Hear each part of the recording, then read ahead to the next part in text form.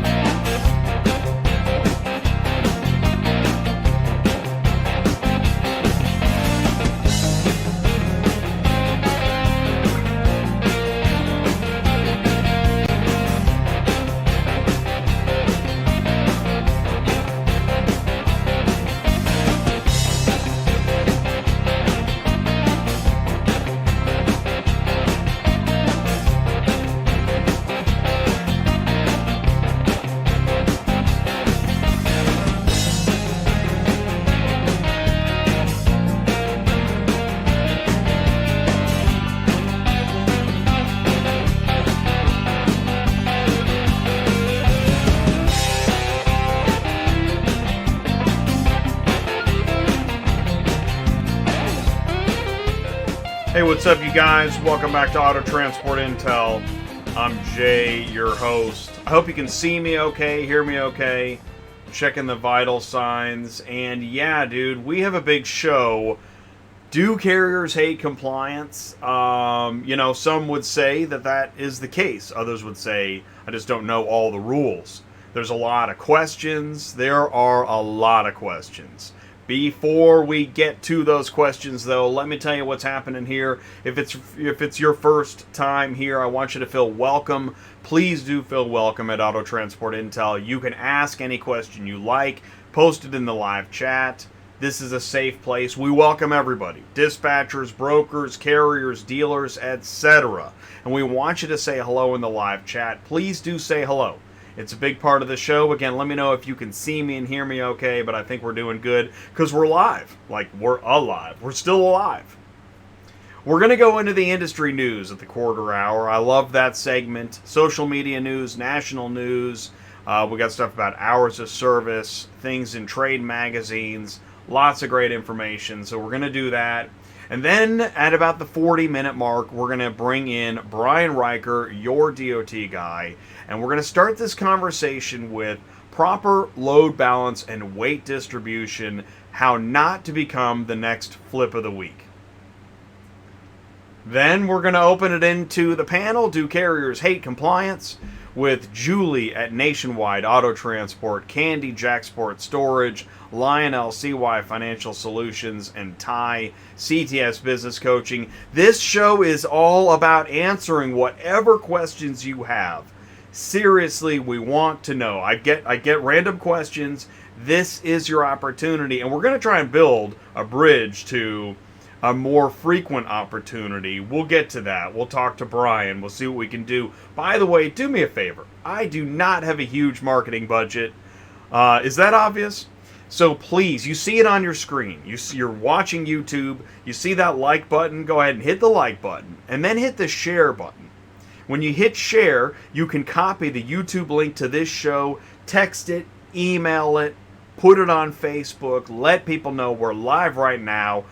We've got DOT questions that are going to be answered. This is going to be a huge show, so please do share that. please do that for me. And I'll tell you what, right after this, we're going to go into the live chat. Please do stick around, say hello, and man, I'm looking forward to this show. Are you completely stressed out from all the calls and the contracts and the verification of loads when nobody answers the phone? Call Murphy Auto Dispatch Services today.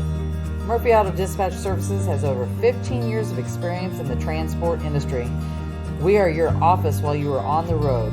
We book, we verify, and we bill out your loads for you. We have an excellent accounting staff and an even better dispatch team. Give us a call today at 417-273-0021. Or if you want to email me, it's murphyautotransport31@yahoo.com. Give us a call today.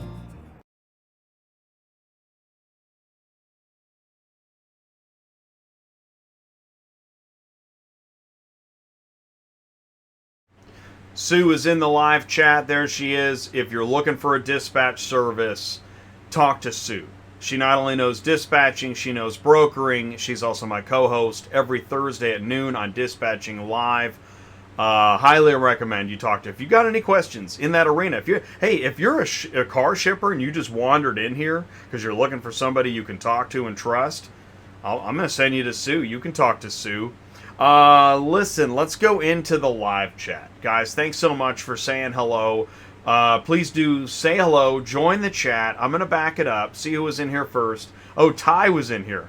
Ty says he strongly dislikes the DOT. Do you share that? Do you feel that way? Let me know. If you dislike the DOT, give a thumbs up. Try that. Mark at SUPERFLO says hello. What's going on, Mark? SUPERFLO Systems, Dispatch Center, TRUCKIFY. Josh Marcus at Roxford Transfers in here. Yeah, he gives a like to disliking the DOT. Carlos, ACB Logistics. What's up, Carlos? Thanks for tuning in, buddy. Devin Richard is here. Hey, what's up, Devin? Good to see you in here. Danny B, what's up? Hello to everybody. Wet Chrome Logistics. That's Trevor, man. Trevor ran away with the show at the Roundtable last night. If you missed the Roundtable, we're going to talk about how you can get to the next one. Sue at Murphy Auto is here. Devin is vomiting over the DOT. J Max says hello. Craig Hinshaw. Hey, what's up, Craig Hinshaw? He's here. Chris Chamberlain is here. Thank you. Great show. Lots of great information. Looking to start a business. Thank you so much. That's really nice. By the way, how we doing? Is the stream okay? Is the audio okay? I think we're okay. I think we're looking pretty good here. Lionel Yates is here. Great. Yes, if you have a DOT question, put it in the live chat. I'm checking my audio. Check. I'm going to raise it. I'm going to raise it just a hair, but let me know when I was doing a check right before the show. It was a little loud. I don't want it too loud. All right, Jay. Who else we got? Oh, hotshot haulers. Only if they targeted the correct people. Yeah, well, and you know what? There's definitely an argument to that. In that, the DOT, by the way, I want the DOT on this show. I want some DOT officers. It's tough to get DOT officers on this show, but I do encourage them. If you know somebody that works in the DOT that's ready to come on the show, I know we've talked about this before, but I don't think it's actually happened. Yeah, maybe are they targeting the right people? Because there are $1 jury verdicts out there. So thanks for that comment.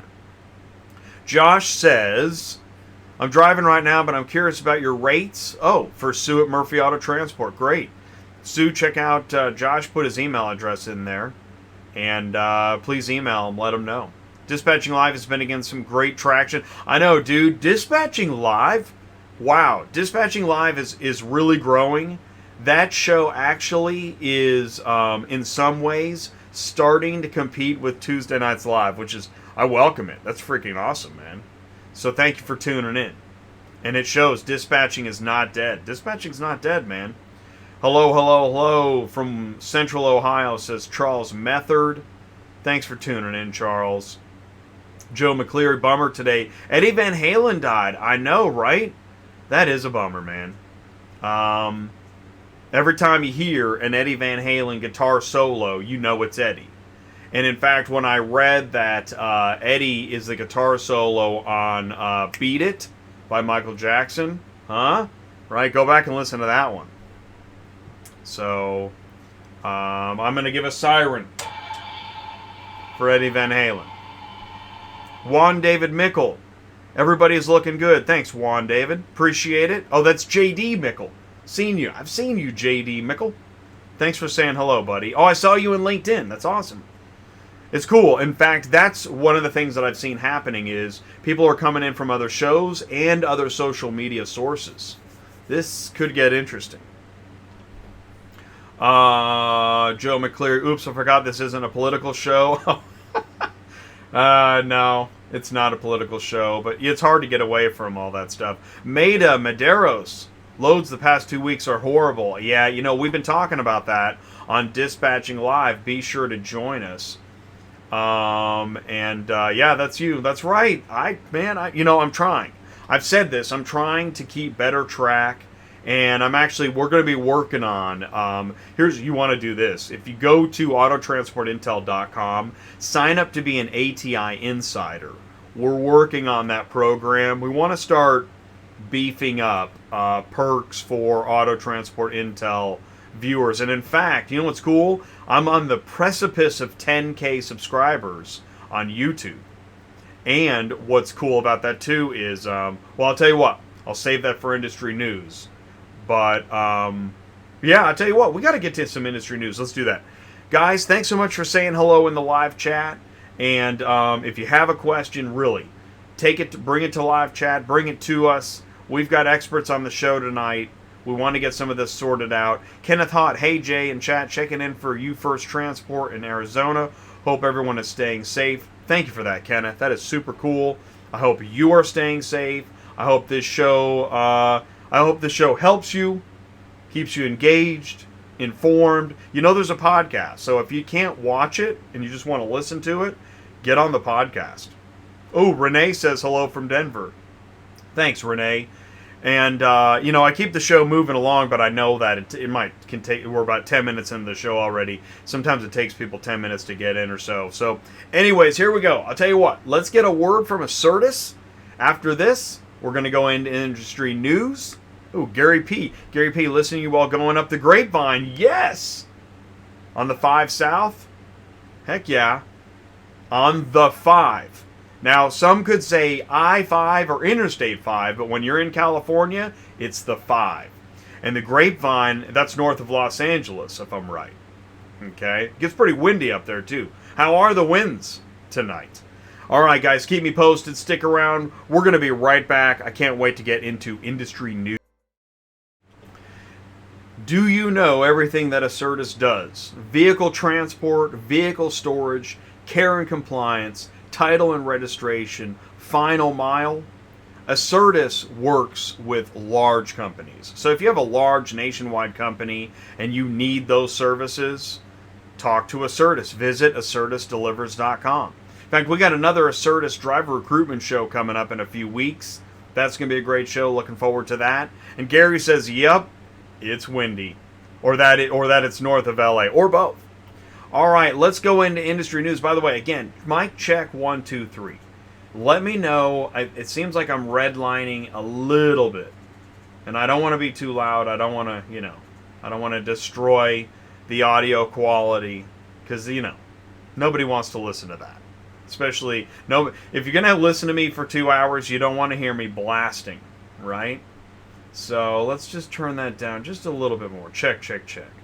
It's like Bob Ross, and when he's painting those trees, you just want to be in the zone, You don't want to have, trees attacking you. Just pretty little trees. Okay, let's do some industry news. Here we go. Are you ready? Okay, here comes the Flip of the Week video. There's no sound, but that guy's freaking out right now. The truck goes over. Now the trailer goes to the other side. So that's your Flip of the Week video. Now we normally have just a Flip of the Week frame, but this is a special show, and in fact, the idea behind this show, behind the idea of carriers hate compliance or do carriers hate compliance, is why is there a Flip of the Week every week? It's like every week. or more. And so we want to stop the flip of the week. We need to. We need to stop the flip of the week. So I asked Brian Riker, is there anywhere we can go to get better information to stop a flip of the week? And in fact, it should be common knowledge, just like in that video, that should not have happened. Thank you, Ty. Thank you, buddy. Oh yeah, money for sushi? Oh man, Kimberly and I love sushi. And you know what we do when we're having sushi? You may not believe this, but we actually talk about auto transport intel. I can't stop talking about this stuff because I don't know why. Why is there a flip of the week every week? Is it not common knowledge that you don't put, if you're hauling one truck, you don't put it up on the high spot? Is that not common knowledge? Well, we're going to keep talking about it. Doesn't seem like it is. Well, how about this? Proper following distance. Did he not know not to tailgate? Why do we see tailgating all the time? Like all the time. I don't know why.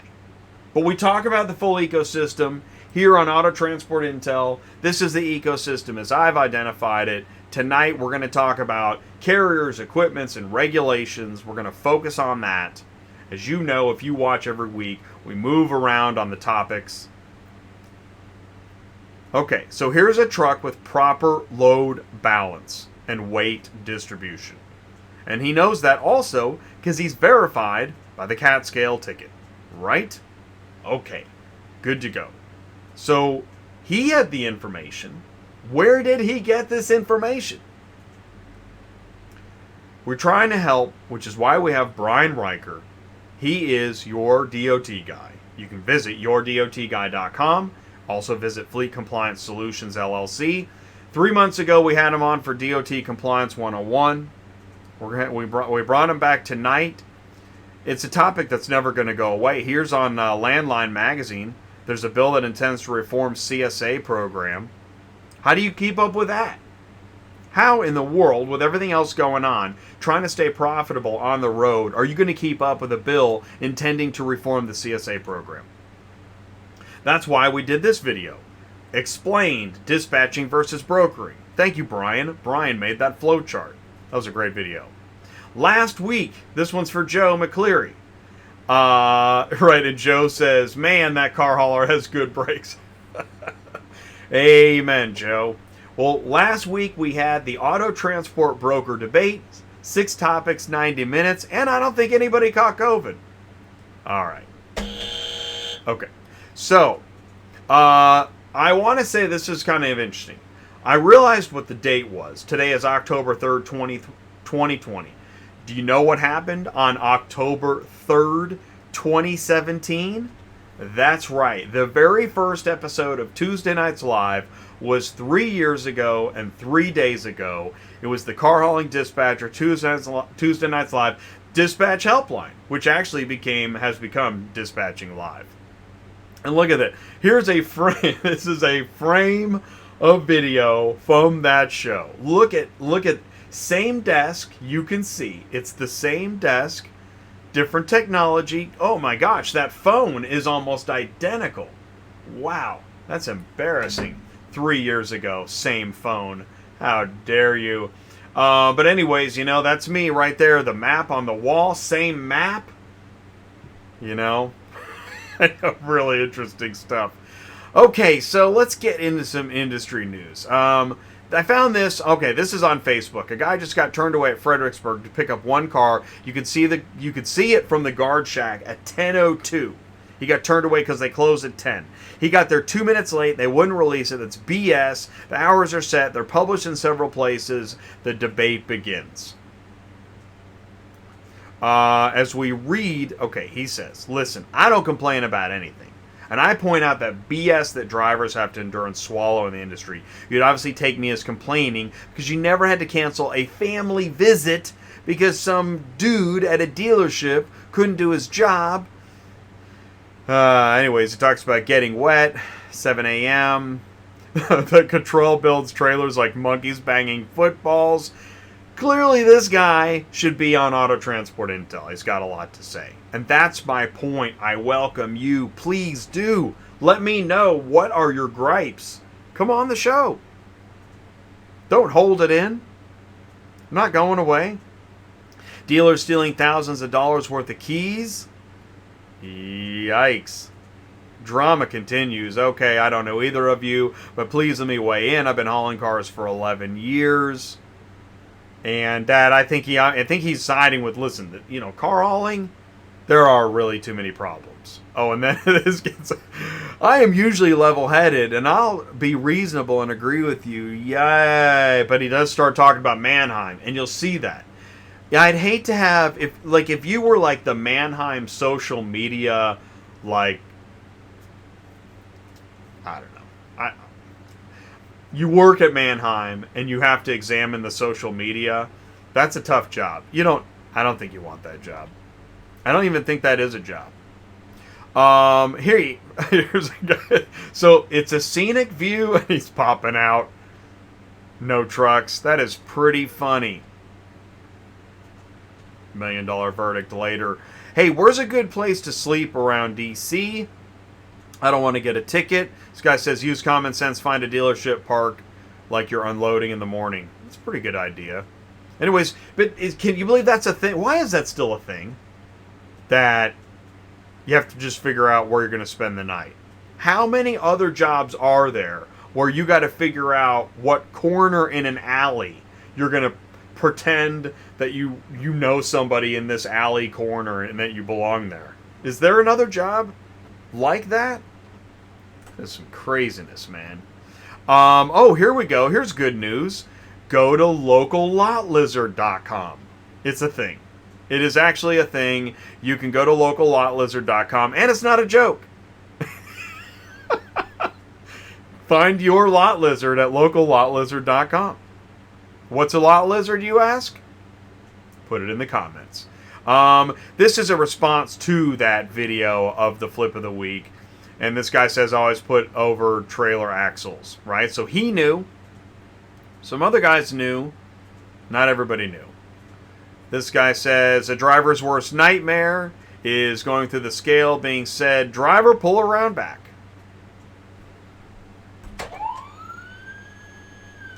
Worst nightmare. Let's see. Oh, here we go. Here's a recommendation by a driver. Take a trip to a little privately owned auction in Greensboro, North Carolina to find out how it's done. Props to Greensboro Auto Auction for setting the new standard.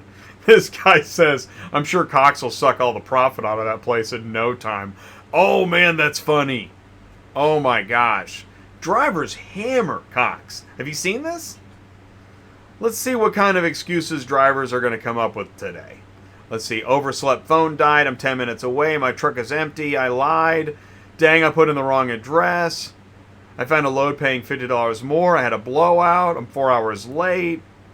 And the winner is I stopped by the house and got in a fight with my girlfriend. Oh, that is craziness. Let's see. In the comments, of the dispatcher training series on Auto Transport Intel YouTube channel, my friend has a car hauling company, wants me to be a dispatcher.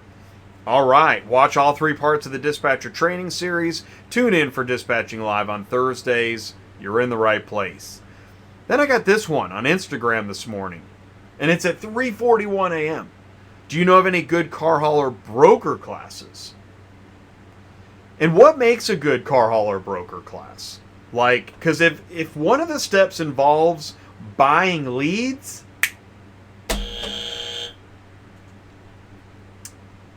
do you know any good auto load boards in Canada? Do you know any good auto load? So I asked this question. Apparently the answer was no. So, is this really how you get your car shipping news? Really, Jay? On the big screen, looking at your laptop, sitting at the table? Yes, that's right. That's how you get it. Do that. You can put it up cast it on your YouTube. Throw it up to the TV, from the YouTube to the TV, and the whole family will love it. Go to autotransportintel.com, click on the podcast, click on the roundtable. So the podcast is for the audio. The roundtable is a monthly meeting. It's been mostly carriers. talking about how to build business without buying leads. And so that's a great meeting, man. That is a meeting. That's not a show. That's a meeting. And if you want to learn more about all this stuff, click on the ATI Insider button. Look at that. Look what Mark Grodicke did. You know, Mark is a friend of the show, also an advertiser, but also, you know what's really cool? I've brought Mark into a couple meetings. I have another meeting set up, Mark. You don't even know about this one, but I've been talking about you again. And that's one of the things. Listen, when you participate in Auto Transport Intel, we're not just making videos, man. We are trying to help you grow your business. That's the whole point. There's going to be more information about that soon. Yeah, I know, Jay. You just gave us some. Okay. Oh, dang it. I skipped it. The roundtable. The next roundtable. Who knows what the next frame is? I may as well go ahead, and since I already blew it. The next roundtable is Monday, November 2nd at 7 p.m. Central Time. So usually we do the roundtable on the first Monday night of each month at 7 p.m. Central Time. Join us. Find out how to grow your business. Are you buying leads? Why are you doing that? Stick around. Have you checked out the latest updates from Dispatch Center? We have been busy perfecting workflows and adding new features. Keep an eye out for things such as upgraded messaging, advanced notifications, and self-dispatching. Our messaging center now sends emails and text messages to the admin when a message has been received. These notifications help to ensure a message is never missed. Advanced notifications are simply notifications that are sent out if one of the loads on your route has a price increase.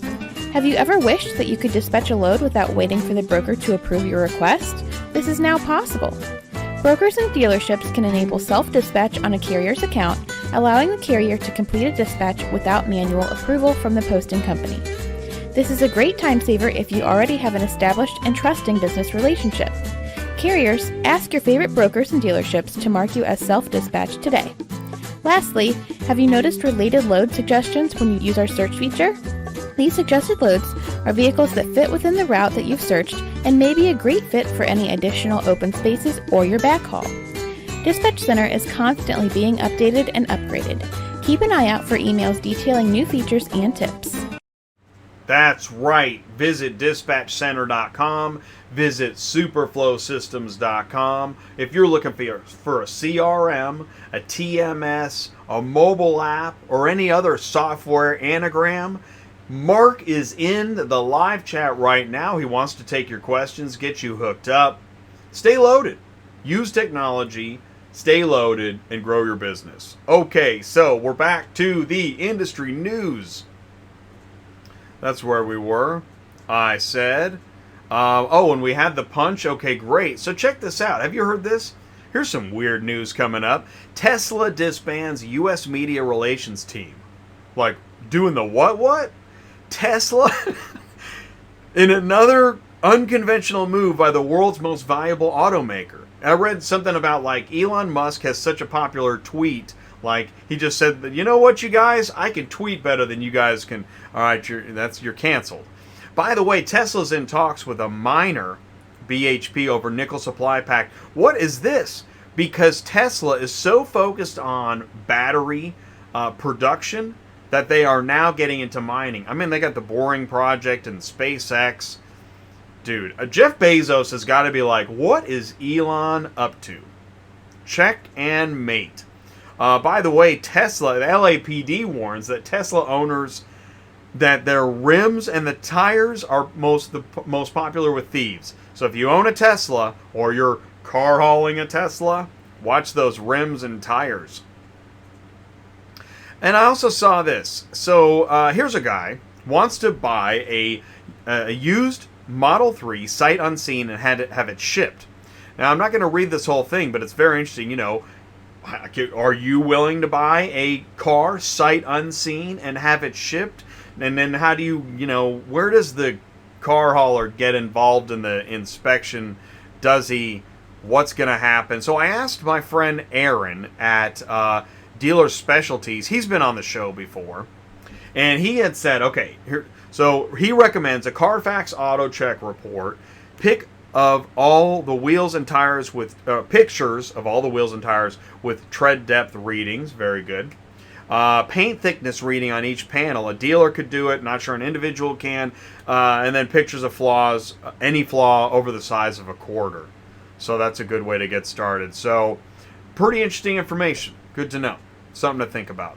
Check this out. Average, okay, so overseas to overseas, personally owned vehicle shipping costs. Look at this. $3,800 to ship. This is, now this is the state government.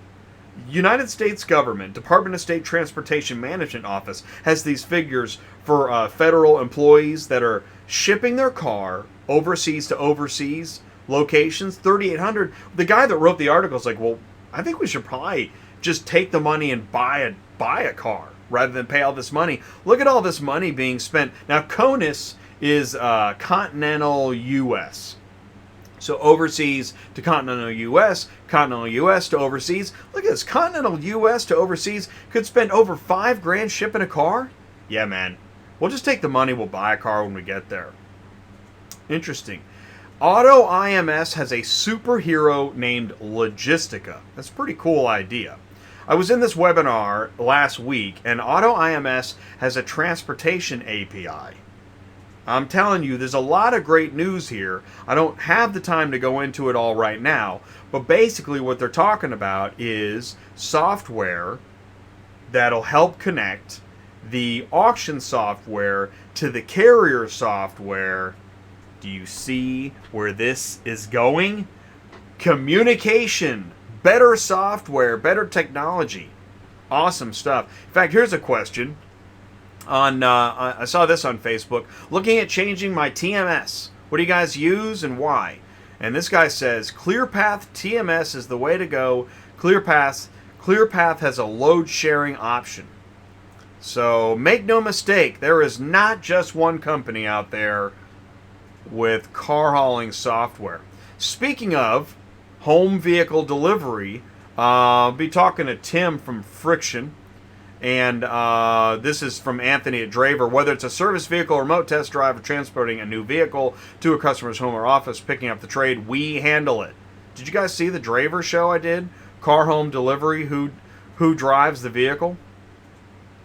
Now this is this came from, I think this was an article. For the first time in memory, if you can see this, for the first time in memory, automakers didn't change the rules of the game, the pandemic did. The competition among dealers is now about who has the most efficient new car inventory. He who turns the most earns the most. Well, now wait a minute. How do you get your car inventory? How good is your stock boy? Huh? Dealers who think they're doing well with an average days on the lot of 60 are getting their inventory lunch eaten by more efficient inventory operators. One thing is for certain, the race for inventory is on. So, let's see here. Gosh, if we only know who helped the dealer maintain efficient inventory. If we only know who does that? Oh, transportation does. Oh, okay. I got you. All right, well, listen, ACERTUS is talking about meet customer expectations amid your inventory challenges. ACERTUS knows, talk to the dealers. That's what you do. You talk to the dealers about their inventory challenges. That's how you grow business.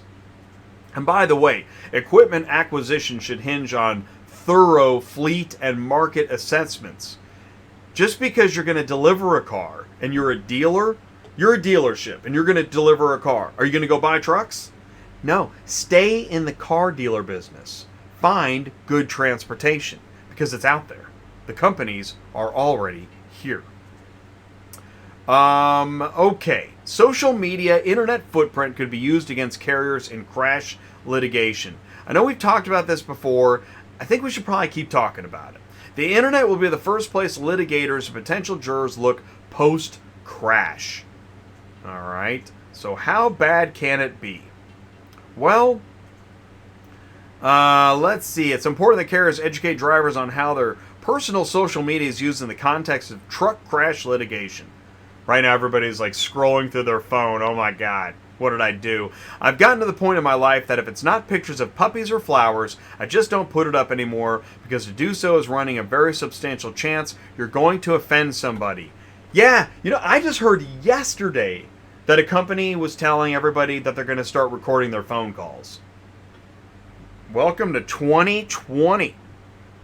I've seen, unfortunately, too many drivers post a picture they thought was relatively harmless of an incident they were involved in. It was captured. It was used against the motor carrier later during legal proceedings. The more you post, the more it's used against you. Enter every... Oh, here's some good advice. All right, here's your tip of the week. Enter every single safety contest you can enter. If you finish Miss Congeniality, put it on your website, put a plaque on your wall. A carrier's involvement in local communities, put it on your website. It's just a good way to behave in an affirmative manner that projects a good image of us that jurors will see. At least once a year, I will look at a website, see a picture of a truck that is portrayed to be moving relatively fast in the spirit of company name. I'll see an image of the truck crossing the double yellow line. Jacked.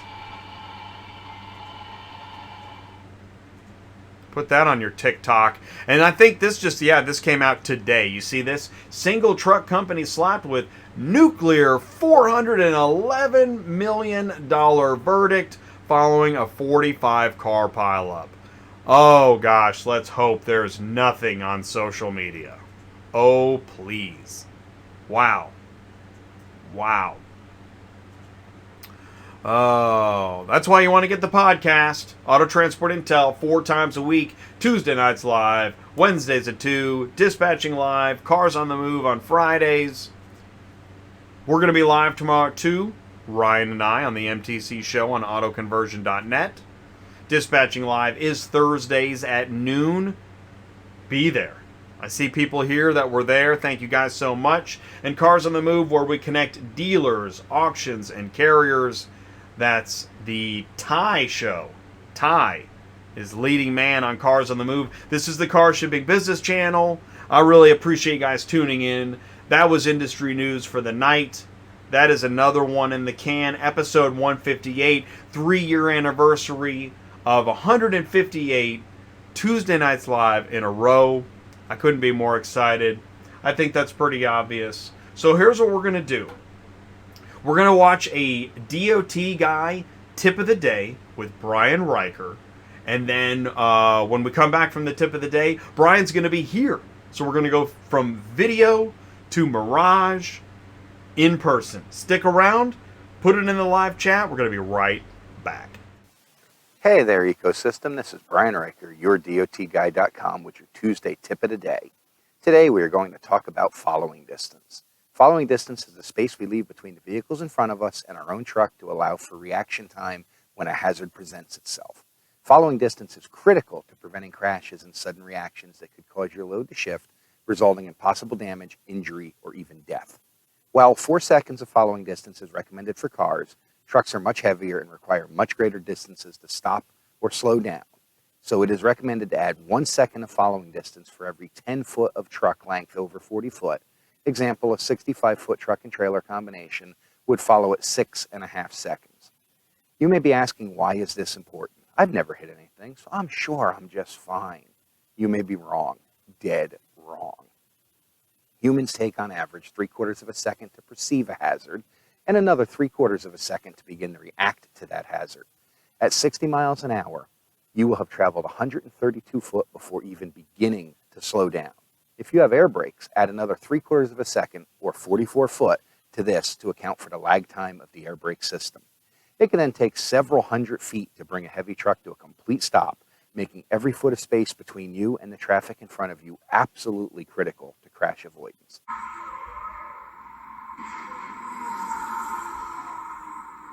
So following distance, must have or wasted space? I say must have. And welcome back to Auto Transport Intel. All right, so we are just about to begin the interview segment with Brian Riker, your DOT guy. I saw some great stuff coming in the live chat. Guys, thank you so much for saying hello.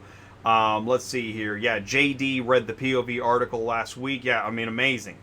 Pretty wild stuff, the amount of money. But, it's the government. It's always... And by the way, that's another thing. If you're part of that overseas government contract, you're like, hey, everything's fine. We're good with it. But we, as the taxpayers, right, we often talk about better ways to use the money. My gosh, when you think of all that money spent, it is pretty mind-boggling. And what else we got? Oh, Renee's talking about Mannheim. So Mannheim Aurora in Colorado is using trackers now. And let's see, Joe says hemp-based batteries will charge 5. See, that's the problem. You just said the word hemp. Right? No, we're over that. I think we're over that. That was the 90s. No, we're good. We're good. And, and Fritz Duval is here. Thanks for saying hello, Fritz. Guys, thank you so much for joining the live chat. And let's go to it now. Let's see if, Brian, can you see me and hear me okay? Yes, I can, Jay. Thank you. All right, ladies and gentlemen, we have Brian Riker with us tonight, live and in person, over the internet, in a Zoom meeting. So it's not necessarily live and in person. But we are alive. We are people. Brian, please do say hello. You know the audience on Auto Transport Intel. Yes, I do. Thank you for having me here, Jay. I'm Brian Riker, YourDOTGuy.com. Happy to be here. My whole passion in life is educating people. Anyone can have a dream. Anyone can make this business work. And I'm here to help you stay safe while you do it. I like the way you point out, because I think I get reminded on a weekly basis that this is many people's dream, is to be an owner-operator of an auto transport business. And there's nothing wrong with that at all. It's great to have dreams. So the reason we do these topics is to make sure that your dreams don't get crushed by an inconvenient moment where you didn't know something and you become the flip of the week. Right? Yes. That's yes, pretty exactly. inconvenient. Oh, besides getting your dreams crushed, you don't want to hurt anybody. You don't want to hurt yourself. And all of this is avoidable if you just take a few minutes to understand your equipment, take a few minutes to learn your job. Don't just jump in the truck and say, all right, I got this. It takes a while to become good at what you do. And so my goal is to help prevent people from making these mistakes, some of which I have already made in the past. My goal is to help prevent the mistakes so that we can jump ahead by leaps and bounds. And we all make mistakes. I mean, that's just a fact. But some mistakes are costlier than others, right? Yes. Right? And yes. And again, your background, in case anybody didn't catch it, you can go to YourDOTGuy.com, which is FleetComplianceSolutions.com, and every day you consult carriers, you even go to court on behalf of carriers, right? You're at that level of expert. Absolutely. I do everything from helping you get your operating authority to helping you prepare for the audit. I'm not just a compliance guy that sits in the office with a suit and tie like we're used to. I am a CDL holder of 30 years. I'm an active driver still. I work with Worldwide Equipment Sales. We sell car haul equipment. I deliver them all across the country. I just left Cottrell in Georgia this morning with a brand new truck to take to somebody. So I'm not just somebody that sits in an office behind a desk. I've been out there. I've owned towing companies, owned auto transport company. I've loaded at auctions. I've loaded at rail yards. I've done the job you're doing today. We started with nothing. We worked up to a good fleet. We were in several different states. And now my goal is to help others get to that point. Awesome. All right, so let's dive in. We're going to spend about 15 minutes on this. Then we're gonna take a quick break and we're gonna come back. We're gonna have Julie from Nationwide Auto Transport. We've got Lionel from CY Financial Solutions. I know that we did a panel you guys were in before. Candy from Jacksport Storage will be with us tonight. And then, of course, Ty, CTS Business Coaching. And what I want to do is I'm gonna look out of the corner of my eye at some questions coming in. Otherwise, we're gonna forge ahead with how not to become the flip of the week. So let's do this. Let me pull a couple graphics off the screen here. I'm going to share my screen, and let's start with, I know you, let's start with this. Understanding weight, rating, and low balance. How not to flip your ride 101. Let's start with this, because I know that, it's interesting. Planning a show and doing a show is two different things, isn't it? And yet, absolutely. Right? And yet, this is so crucial. Because I week after week, doing flip of the week, I'm like, what can we do to help get this point across? What needs to be done? How is this not like, this should be on when you're drying your hands in every truck stop, it should be an image of this. Well, it all starts with knowing your equipment. That image you have up on the screen right now should not be a strange image to anybody that owns a Kaufman trailer. That comes directly from the Kaufman Operator's Manual for their trailers. They have a section on load and weight balance for every type of trailer they make. I believe that's page 45 or 46 in the book, right from the manufacturer. The de facto expert on that equipment and how it's going to behave. They tell you, do not load a single vehicle up over the nose of the trailer. You can't, because center of gravity, now you've lifted up the weight well above the roof of your truck. You have put a truck that's almost similar weight to what you're pulling it with. The tail of the trailer is going to be very light. You're pushing down heavy on your drives there, which lifts up on your steer axle, which makes your steering very light. And like we saw in the flip of the week, when you go into the corner, your truck can't bite into the pavement and turn, so your truck starts to slide, you start to go into a jackknife, you roll over. It's really that simple. It's all about weight balance and distribution. If you read the manual that comes with your equipment, that truck should be as a single unit, and any single unit, even if that was a Toyota Prius or a little Volkswagen Bug, we don't want it up there. Don't be lazy. Do it right.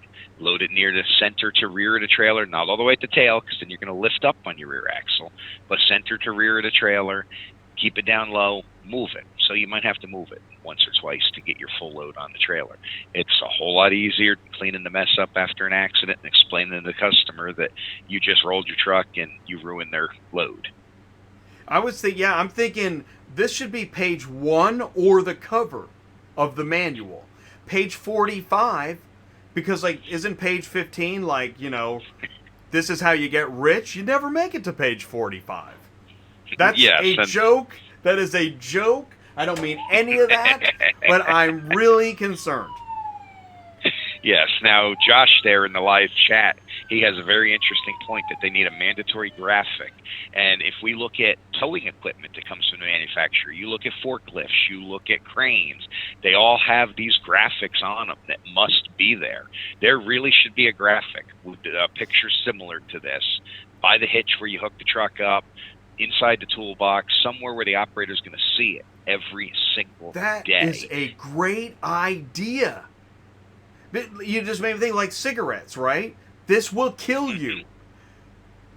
Absolutely. Right. You get a tow truck that has a power takeoff. They have a picture of a person wrapping around a drive shaft. A lot of heavy trucks have that same picture on the side of the frame rail, person wrapping around a drive shaft, telling you not to get under the vehicle when something is running and moving. This should be common sense, but as they say, common sense is not that common. Wow. And it's powerful too. I mean, and I did see, there was a video of a guy, or I think it was a picture series. Did you see this? On Auto Transport Everything, Wedge goes to pick up like a Mecum collector car. It was a Camaro or something.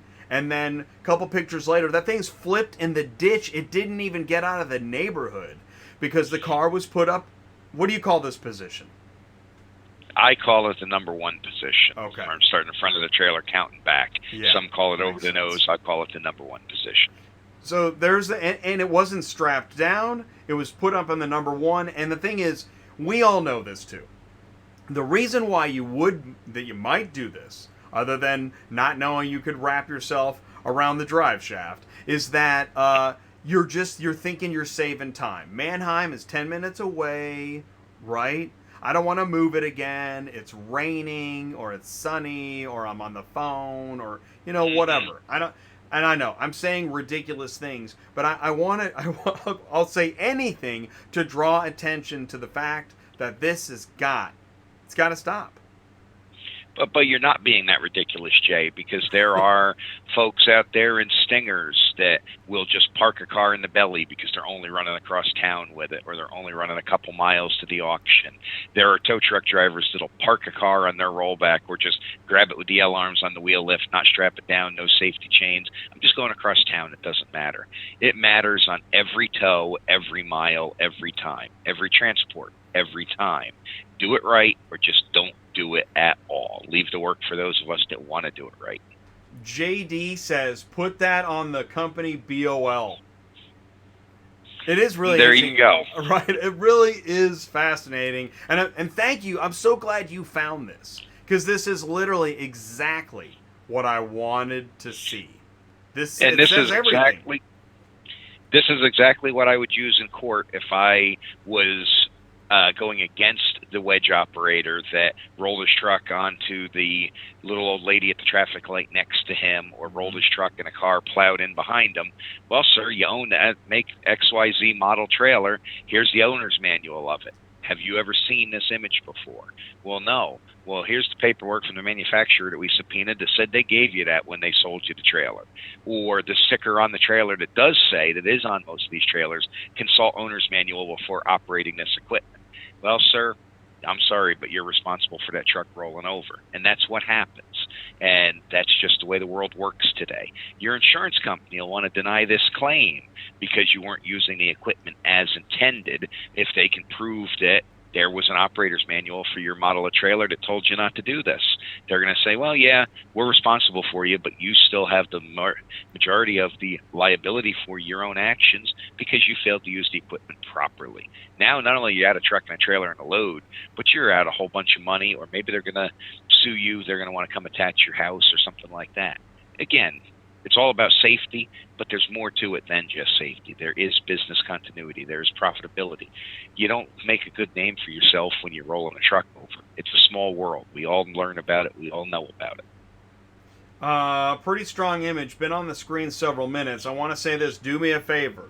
If this is helping you, or you know a friend that needs to see this now, give a like and then hit the share button. Copy the YouTube link. You can email it, text it, share it on Facebook. Say, listen, man, don't be the flip of the week next week. Please don't be the flip of the week next week. Okay, that was awesome, man. Awesome. So here's what I want to do is, I know we got a few more images. We're going to bring them in about 5 minutes. How about, they're only stickers, right? Yes. That's this good. Plays in the understanding your weight ratings for your truck. We have a sticker on the left, the one with the red background, that comes out of the door of a pickup truck. The other one is a simple sticker for a trailer.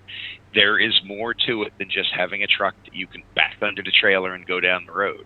We really do need to understand what the truck is designed for by its manufacturer so that we stay within those limits to be safe. We have what the front axle is rated for. We have what the drive axle is rated for. What they then consider as a combined weight rating for the truck and trailer, which does change a little bit. But honestly, the rating that we ignore the most in this industry, whether it be a wedge or it be a single axle tractor, a class 7 tractor pulling a 6 or 7 car trailer, or 5 car Sun Country, we ignore that rear axle weight rating. And so if we look at this sticker, the rear axle weight rating, I can't make it out on my little screen here in the hotel, but what do we got, 7,000 pounds on that rear axle? So let's see here. Yeah, so right, is it the one? The other one, the one with the red background. Oh, this one. Yeah, okay. The rear axle, 7,000 pounds. I thought that's the one I picked. So that means the most we can put pushing down on that axle at any one time is 7,000 pounds. There's going to be a little bit of weight from the truck. We're going to get a lot of weight transferred there from our trailer. But another important one that nobody ever thinks about is that front axle weight rating of 4,000 pounds. The truck is going to have maybe 2,500, 3,000 pounds of its weight naturally on that front axle. There's a rule for the tow trucks that can apply to this as well, that you don't want to ever unload your front axle by more than 1/2 of what it actually weighs, and we don't ever want to overload our front axle under any circumstances, or it makes steering extremely difficult. So you have to get a fine balance, pay attention on your scale ticket. It's not just, oh, let's stay under 12,000 pounds so we don't trip the automated scale and get pulled in off the highway. Know the truck you have. You might have a little truck like this with a 4,000-pound axle, 4,800-pound axle. You might have a tractor that's got a 12,000-pound axle. Know what your truck is rated for, and know what the tires that are on each of those axles are rated for. They're going to look at all of these components together when they decide if your truck is safe, if your truck passes the DOT inspection or gets a citation. These are just more stickers. This is where motor carrier enforcement pulls all the information from on the side of the road to decide whether you get a green light or you get a ticket when you're in a weigh station. You can't exceed any of these ratings. And wedges, it seems like it's well known that wedges get pulled over more than stingers. Oh, absolutely, and it's because it is very hard to stay within the ratings of your truck, and then a lot of folks want to stay under CDL, whether they're trying to avoid having a commercial license or they're just trying to avoid the extra cost of having IFTA and apportioned plates. They're trying to stay under that magic 26,000-pound combined number, and it's very difficult to do. A load of 3 average cars on your average pickup truck and wedge trailer can put you over 26,000 pounds. So that makes you a prime target. You're low-hanging fruit, as I like to call it, for DOT to be able to get his citation he needs for the day, make a couple $100 for the state, because it's really more about revenue than safety with a lot of what they do. And you're easy pickings in the little truck because they know you're real close to what your axle weight ratings are. That seems to be probably one of the areas that when I see it, I know that I'm concerned, and that is the desire to go non-CDL. Let's see, I'm clicking around like crazy here, but I see a lot of. I pulled up this one, cargo weight and balance, while we talk about this. What do you see? What are the pitfalls of thinking, I'm going to run without a CDL? What are some of your immediate reactions?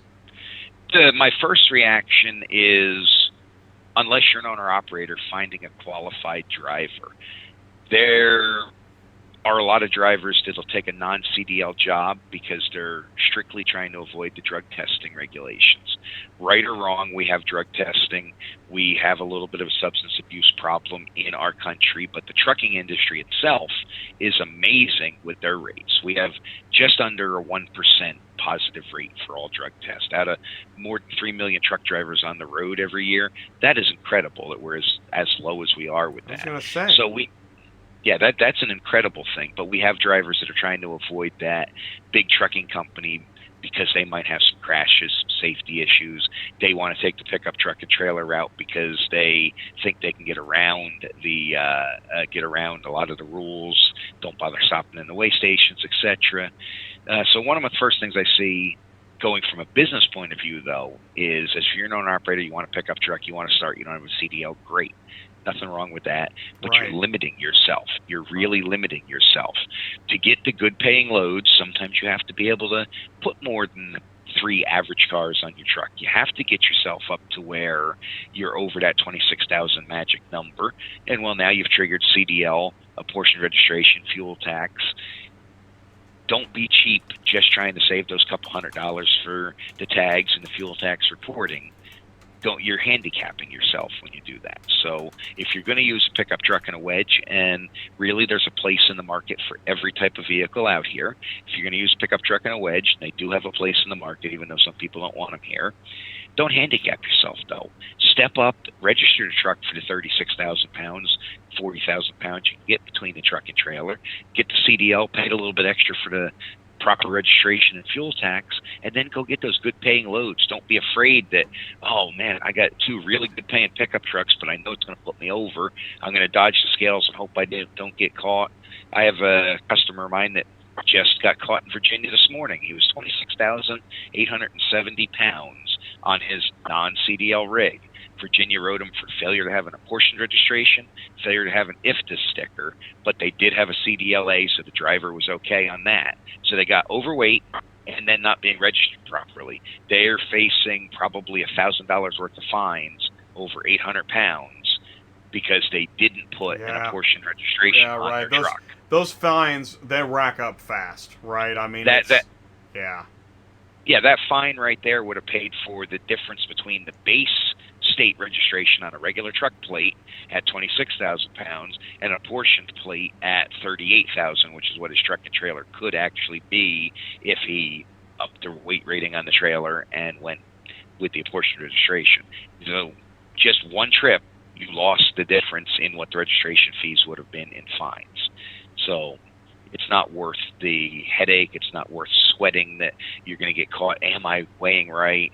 No, just register the truck for a little heavier. Go for it. And we got some great comments coming in. And Julie was just talking about how I don't think they're necessarily being cheap. I think some of them just don't know how to get all the steps completed. That's an interesting comment. Thank you, Julie. Julie's going to be in the panel here in a few. And then Josh is talking about, he was under the CDL for a while to start and helped avoid IFTA taxes. I mean, there's some benefits to it, but yeah, just knowing that ultimately, if you are non-CDL, you should treat that as a period of time from which you're going to grow beyond. Absolutely. Use it as a stepping stone, or find that niche market where you can make money moving two specialized cars in an enclosed trailer or something. And then you don't have to worry about the CDL. You never be close to weight, because it's a stepping stone. It's a way to get your feet wet without a huge investment, because for a lot of people, they don't have the ability to get the CDL license without going to a school. They don't have a friend to help them or whatnot. So I'm glad I you understand mentioned why that. they want to start it that way. And I had somebody asked me what a good CDL school was as well. So you guys are going to want to stick around because we're going to talk a little bit about CDL school. But here's what we're going to do. We have, what we've got, Brian? We've got a Tuesday tip of the day that we need to. We had the Tuesday tip of the day. I'm jumping ahead of myself. All right, here's what we're going to do. Roundtable. Okay. Cars on the Move roundtable. We had a roundtable last night, and sometimes some of this DOT stuff pops up in the roundtable. So we also need to talk about that. But here's what I want you guys to do: stick around, because right after this break, we're going to go into our discussion panel. Do carriers hate compliance? Put it in the live chat. What are the issues? What's going on? Obviously, it's not a simple topic, and it's ongoing. But we're trying to tackle it. We got a panel tonight. We have a one hour panel. So if you're getting ready for your email invite, stick around. We're going to be right back. Thank you guys so much. Right now, since supply is high, some of the dealers that you normally wouldn't be able to get their attention, this would be a good time to get their attention because they're having a harder time moving stuff. It's a carrier's market right now. You're totally right. I just left. I'm doing a Mercedes trade between Boulder and Denver right now, and I was talking to this dealer I met before actually, and he said that he's like, California is crazy. He's like, I had to pay $1,000 just to get a sedan out of California. Nobody was picking it up. He's like, I had it up for $750 and I put it up to $800 and then $850. He's like, I just put it for $1,000 because we had to move it. So it seems like, definitely a driver's market. So while it's a carrier's market, you might be able to make better friends with some of those. I know it's hard. I'm asking you to work double duty, but this would be a great time to make relationships with people that 6 months ago said, yeah, I'll call you back in like a week maybe. Okay, welcome back to Auto Transport Intel. We've got our panelists coming in right now. So while we're waiting on that, let's go to the live chat. Thank you guys so much for saying hello in the live chat. And I haven't seen too many meaty questions. But Fritz is saying, no 1 ton should be pulling 5 or 6 cars, period. What do you agree with that, Brian? No one. I would tend to agree with him on that. The equipment that is out there, the trucks can more than handle it with their gear ratio and their torque and all that. But where we have a problem are the trailers and the trailer brakes. You don't have enough stopping capacity on a lot of this equipment. And without singling out any one manufacturer, if you're going to pull that type of weight with a 1-ton truck, then you really need to make sure you have a robust braking system on the trailer, not some half-done electric brake system where it hasn't been maintained. Right. If you're going to pull that type of weight, you need to be on top of your maintenance program to keep the truck safe. Yeah, I've heard that about electric brakes before. And then if you're in the West and you're hitting any kind of mountains or hillage, right? I mean, there's got to be exactly. There's got to be some incredible stories out there. Yeah, you better have it well maintained. You better have a transmission retarder or an exhaust brake on the power unit, and you better remember that you're in a truck that is not going to stop as well. And I'll answer Danny B's question down there in the live chat. Where your truck GPS is mounted makes whether it's legal or not. Mounted to the dashboard itself, yes. Mounted in the lower part of your windshield, no. It violates an FMCSA regulation as to where it is allowed to be in your windshield. So if it's mounted physically to the dashboard, yes, Danny, you're good to go. Is it legal to have a truck GPS unit on a truck? That's a good specific question. Really good. Looking forward to seeing more of those. Okay, so we got people coming in here. Wow. Suddenly, it's a party on Auto Transport Intel. And so while folks are getting situated, hello, can you see me and hear me? Lionel, can you see me and hear me? Yes, indeed, sir. Awesome. Thank you so much for joining me. We get to see Lionel this week. Hey. Yes, I know, indeed. I was thinking that just too. On phone. That is super cool. And then Ty, look at Ty's t-shirt. Cars on the Move. All right. Wow. That is pretty cool, bro. I bet we can get some of these made.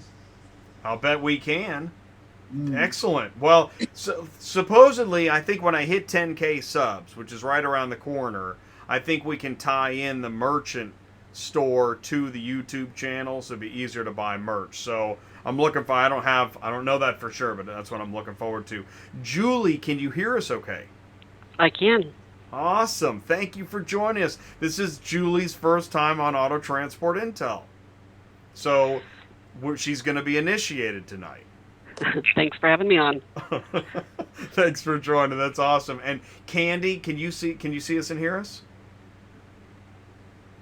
Is that Candy? No. That's okay, wait. That's Julie. I got it. Okay, Julie. You're good. You're fine. You got your I think Julie's on 2 feeds. And you know what? That's part of the initiation. So everything is going as planned. Lionel is now in horizontal view. That's awesome. And okay, so we're here. We're here with the wait, that's not the title yet. Do carriers hate compliance? Let's go around the room and let's take a vote. Okay, Ty is first. Yes, they do. Yes. That's a yes for Ty. I got a yes. Julie, do carriers hate compliance? You bet. That's 2. Okay, we got 2 yeses. Lionel, do carriers hate compliance?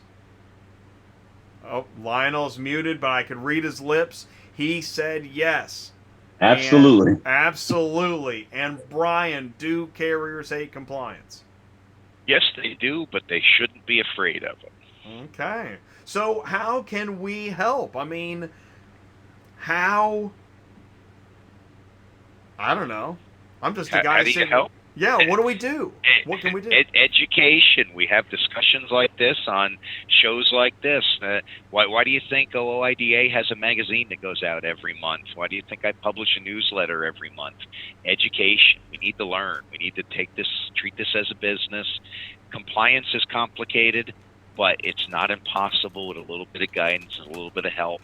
And the company, someone that wants to teach you how to do it on your own so you become self-reliant instead of just throwing money at people every month for things you can do yourself. Ooh, and you know what? And I think Jake just made it so I need to update the title. Do carriers hate regulations? Yes, they do. We are over-regulated in this industry for sure. Mm-hmm. And I say that making my living off of these things. We are over-regulated. Well, yeah, exactly. I mean, that's the thing is you found a need, and you're trying to help fill that need. And you pointed something out about OIDA. So I get Landline magazine. I think I still get it, and I know about the website and there's articles, but there's so much to cover. The next question becomes, how do you keep carriers engaged on this topic, right? We make this fun when we have these shows and when we have your podcast out there. I learned a lot of what I know as a compliance guy actually from listening to late night truck talk radio, Landline now, their OIDA's Sirius XM show, and then reading. And I'm also the nerd that took that green book with my first professional driving job and read it cover to cover. Nobody reads the regulation book like it's a novel, but I did because it's important to know the rules of the game we're playing so we know how to play the game. The enforcement partners on the other side of the industry are motor carrier enforcement officers. They know those rules inside and out. We should too. Well, and how about Hank Seaton wrote a book. Whoa, Ty is like raving. Ty just fell off the table. Hank Seaton wrote a book, right, about carrier compliance, and it's thick. It's hard. You have to work pretty hard to get through this. And I like the idea of the labels being on the truck. Maybe the truck should be just covered in warning labels, or maybe through hologram technology, you can have rotating death labels. Ooh, that's what we'll call it. In fact, we should talk to the FMCSA and tell them we want to have a notice of premeditated, whatever they call it, about rotating death labels. Sure. That's what we need. One more regulation.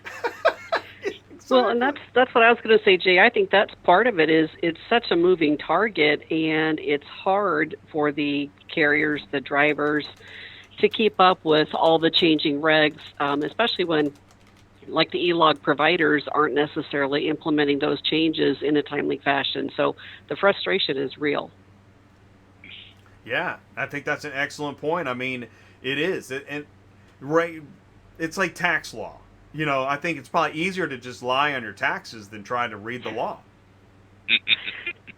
Somewhat. You think that's the case? Well, I think it could be. But here you can't just make that decision. You've got to find a way to comply. So we have to try and help figure out this compliance problem. Because the thing is, I was at Matt's a year and a half ago when Elaine Chow showed up, and it was all, Kentucky's great, have the fried chicken. I didn't learn anything. You know what I'm saying? Right, and you'll find there's a lot of enforcement officers that aren't even up on some of the changing regs. And I face that. My drivers may get a ticket for something that they're not even out of compliance on, but my rule to my guys is just smile, say thank you, take the ticket, and turn it into me, and I'll take it from there. But, there's got to be a lot of training on their side, too. So is that part of it? Like, I know lawyers have online education, and these are, these could be attack dog lawyers, and they still have education. Do carriers then is there an ongoing education piece that helps? Like a continuing education credit hours? Yeah. Is there anything like that? Not that I'm aware of. There is not. There should be. One state that I can use as an example that does something like that is the state of Kansas. If you're going to apply for intrastate authority in the state of Kansas, so run point-to-point within Kansas, they make you take a motor carrier compliance class that is presented by the state to teach you what you need to know. But no, unfortunately, there is no ongoing continuing education requirement for carriers. However, carriers are required to periodically conduct safety meetings and provide continuing education to their drivers without any guidance on what they need to know. We have to make it up as we go as the carrier, what we're going to teach our drivers to keep them safe and keep them current with the regulations.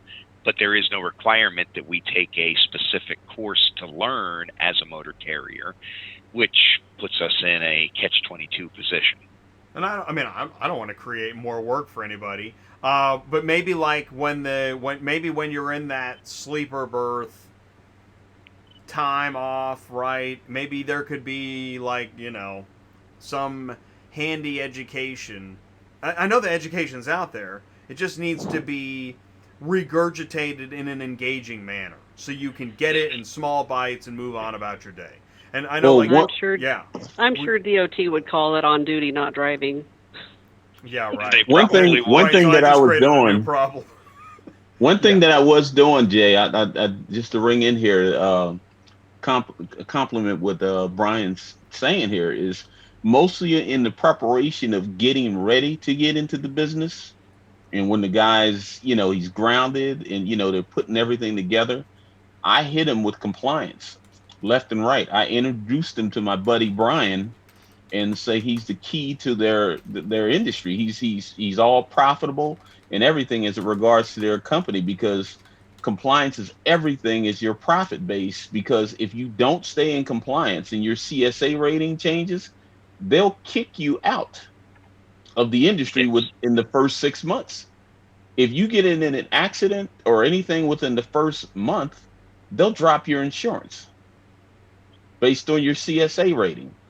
And they'll also alter your insurance rating after the first year based on that.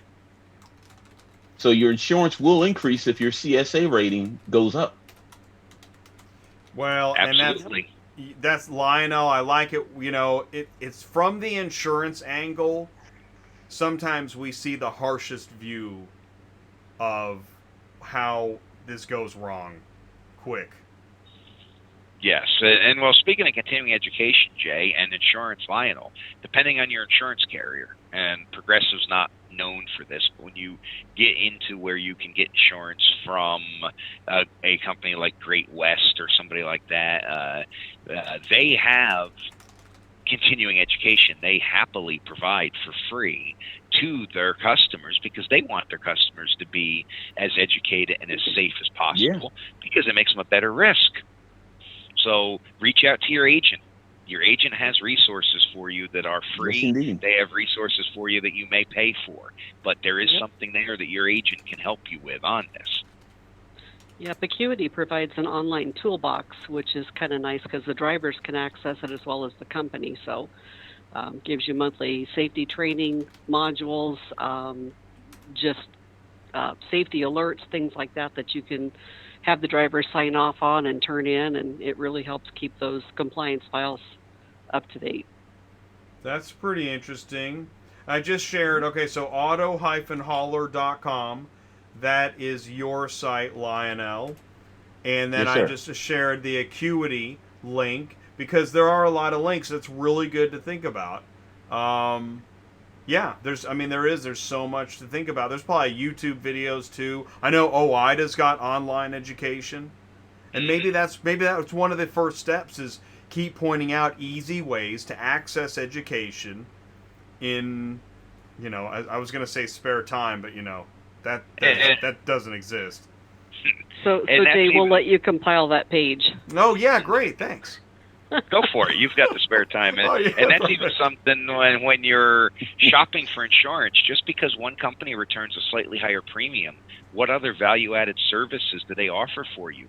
Do they have a compliance consulting department that, not to put myself out of work, that's going to mean you don't need to pay the subscription fee to me to learn the information? Or do they provide your periodic training materials for your drivers? Do they give you something you can use to do your training? Now you don't have to spend resources creating this stuff yourself. So, again, We don't always, whatever we do, like going back to the apportioned registration and CDL license, don't always go for the least expensive option. It's not always the best value at the end of the day. Because it could be your most expensive option at the end of the day. Yes. Absolutely. So I'm going to throw this one at Julie. Julie, what do carriers do wrong?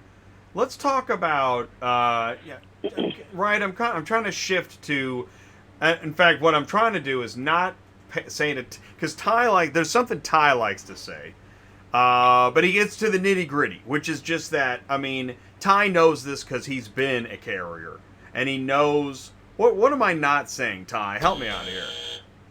Carriers suck. Carriers suck. Ah! And I've been well, you're gonna have to give me a little context. What specific area are we talking about with the carrier?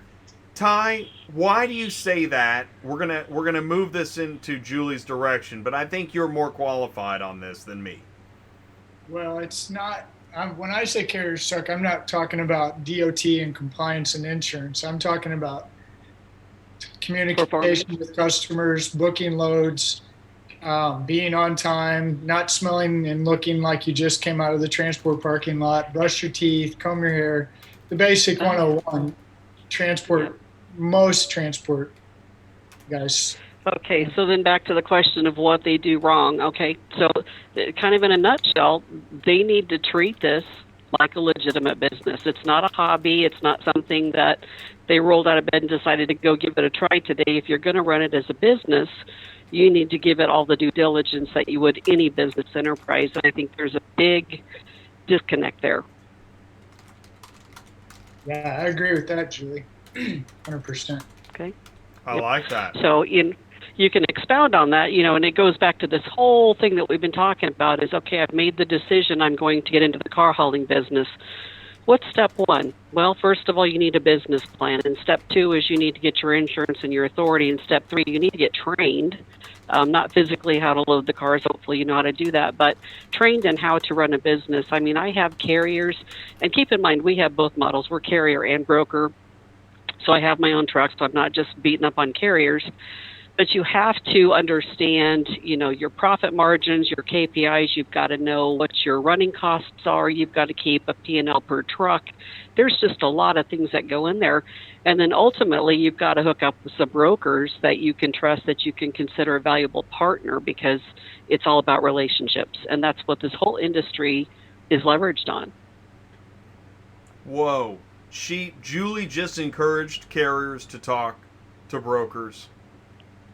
Yes, I did. Did that just happen live? It did. She's not wrong, Jay. She's not wrong. And I haven't been struck by lightning yet either.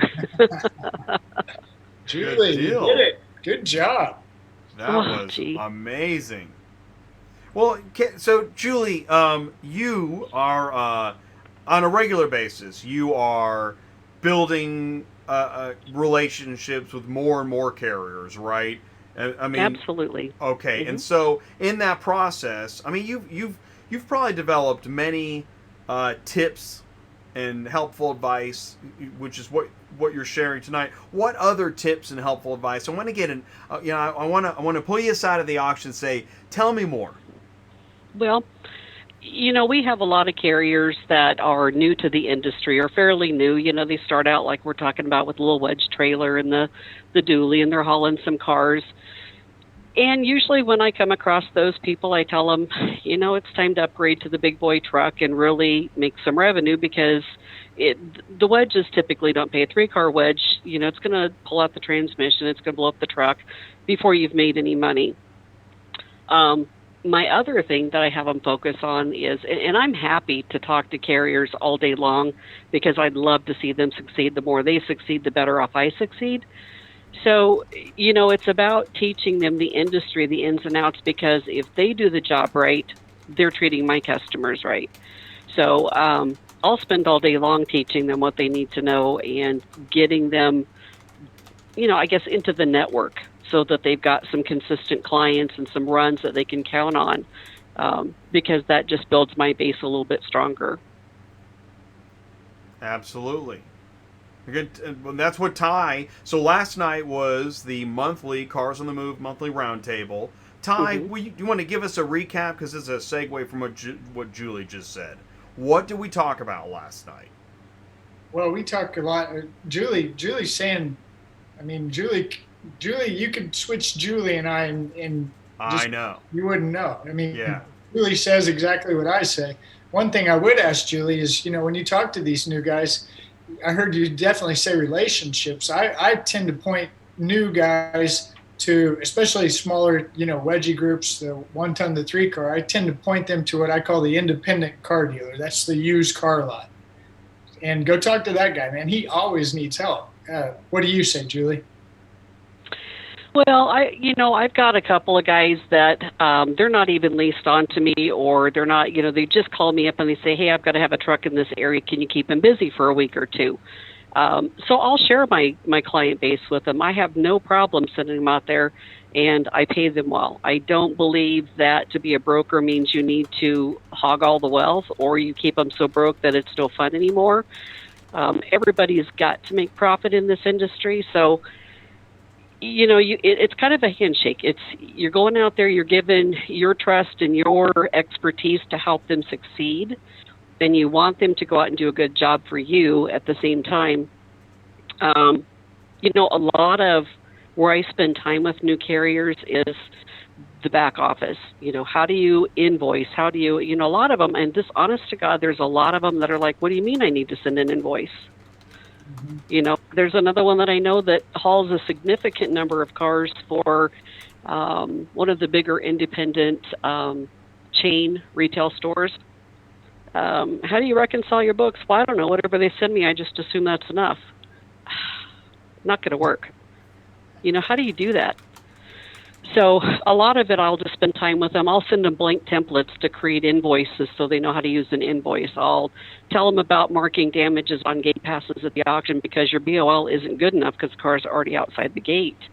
And we'll just spend time explaining why it has to be that way. And there's just so much they don't know about the industry when they're just coming on with that shiny new wedge trailer in the truck and they want to go make a bunch of money. If they don't have the good processes, they leave all that money on the table. How about you remember those daily calendars?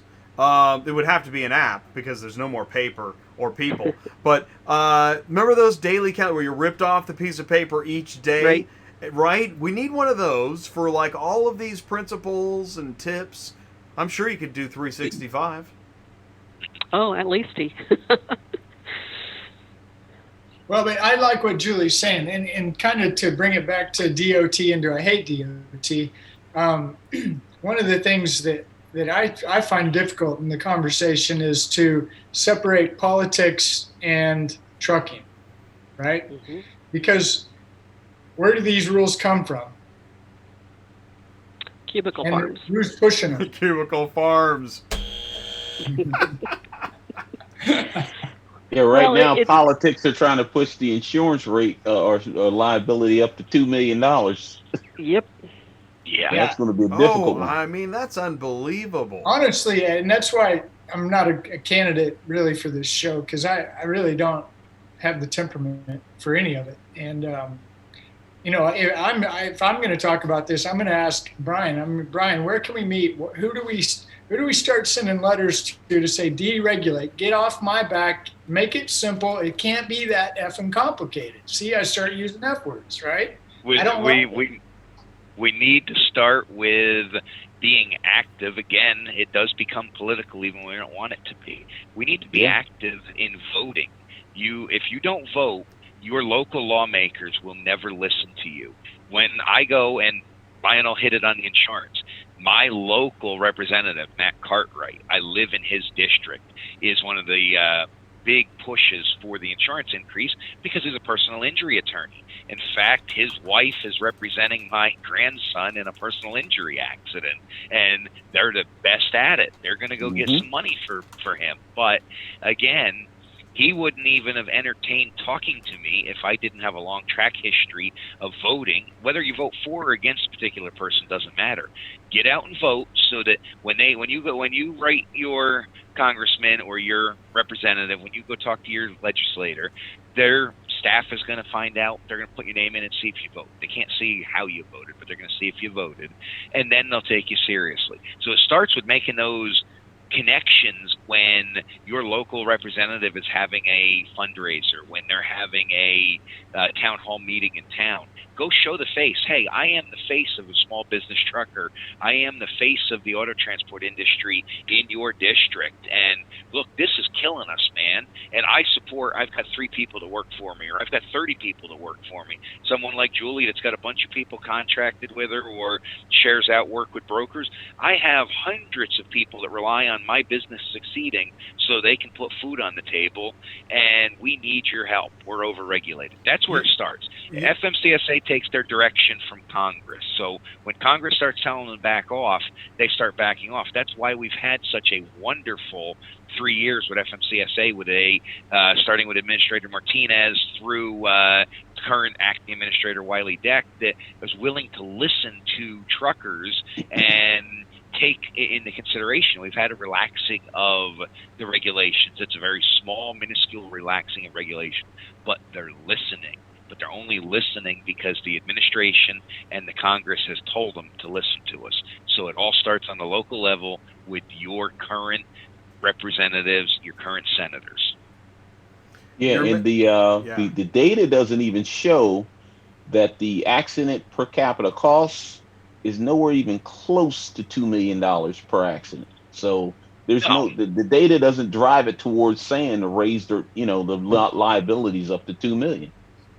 No, the average truck accident, if I remember correctly, is settled for under $30,000, and it's like 0.04% that exceed the current $750,000 minimum for the non-hazmat carriers, even less that exceed the $1 million minimum for hazmat or auto transport carriers. So this is just a way so that we're rolling piggy banks. Medical malpractice has become such a tight field because the doctors have gotten smarter, and so we're the piggy banks now to trucking companies because they know that we really don't pay attention to compliance. Just like the doctors of the 70s and 80s didn't pay attention to record keeping and compliance. They were easy targets for nuclear verdicts. Well, we're the new cash cow. We have to have at least $1 million. If they can make us have 2 or 5, they know that they can come in, and it's easy for a personal injury attorney to get a $2 or $3 million settlement. The insurance company is going to pay that to make it go away because they don't want to pay out $800,000, $1 million in defense costs if there's a chance of even losing. So they're going to just make it go away. Or it's actually what it really does is the middle of the road settlements, that $100,000 to $300,000 settlement, because you're looking at it, that's 10% of policy limits. I'll just write a check for that and make it go away, and we'll cancel the customer, and we still stay within what our business model is as the insurance underwriter. So it's not even that they really want to go for those over $2 million verdicts, but they need to get the policy up higher so it's a smaller percentage of the pie when they go in and offer to settle for $300,000. And you're shaking your head, so I must be right. Well, yeah. And the thing is, you hit upon a couple things. One is that Ziggy, I think, would be a good representative to go in, or somebody like Ziggy. I think, isn't it Ziggy? Right? He's got a base. Well, that's why we need to join our association, and the only association fighting for us right now is the Independent Auto Transporters Alliance, IATA.biz. Ziggy Keller was one of the founders. I'm a founding member of IATA. So is John Larrick. There's a couple out there. There's 8 of us that founded that trade association, and we need membership so that we can go in on the lobbying side where they'll listen to us. I'm also the lobbyist member of the Towing and Recovery Association of America, so I meet with lawmakers on a regular basis for things that affect the towing industry. And I can go in there and I can tell them we have 30,000 members that represent 200,000 of your constituents nationwide, and that gets their ears to perk up. Just like OOIDA goes in and says, we have 146,000 members and we have this many in your zip code. Well, we have nobody in the auto transport industry. We have AHA, which wants to represent the larger carriers in the auto transport industry, and we have IATA, which is for the independents, the small guys, and we need membership. We need your money so we can do more and we can afford these trips to DC, but we need member numbers, active members, just so that we can go to the lawmaker and say, we represent 200 companies. Between those 200 companies, they have 2,000 employees. Those 2,000 employees mean we represent 8,000 people in the United States that need your help. And so you may seem insignificant, but you bring your company in and your family of 3 or 4, you brought us 4 people we represent. That is huge when it's all a numbers game to get people to listen to us in Washington, D.C. So if you want to help, join a trade association or 2. It is money well spent, not to mention the discounts and stuff you get from a trade association. And I don't want to make this a plug for IATA, but you can pay for your membership just with the discount you get on one set of Continental tires, or the discount you get on your Verizon phone plan for the year. So it's money well spent, and it helps the industry. You want to know how to help? That's how you help. You join your trade association, you show support for them.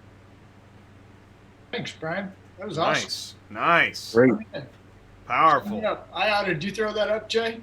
Yeah, I threw IATA in the live chat. Go to iata.biz. You know, Josh had a question about the price. I think Brian made a good case about it. It's interesting, and I want to talk about other directions too, like, you know, Hank Seaton. So here's what I just wrote down.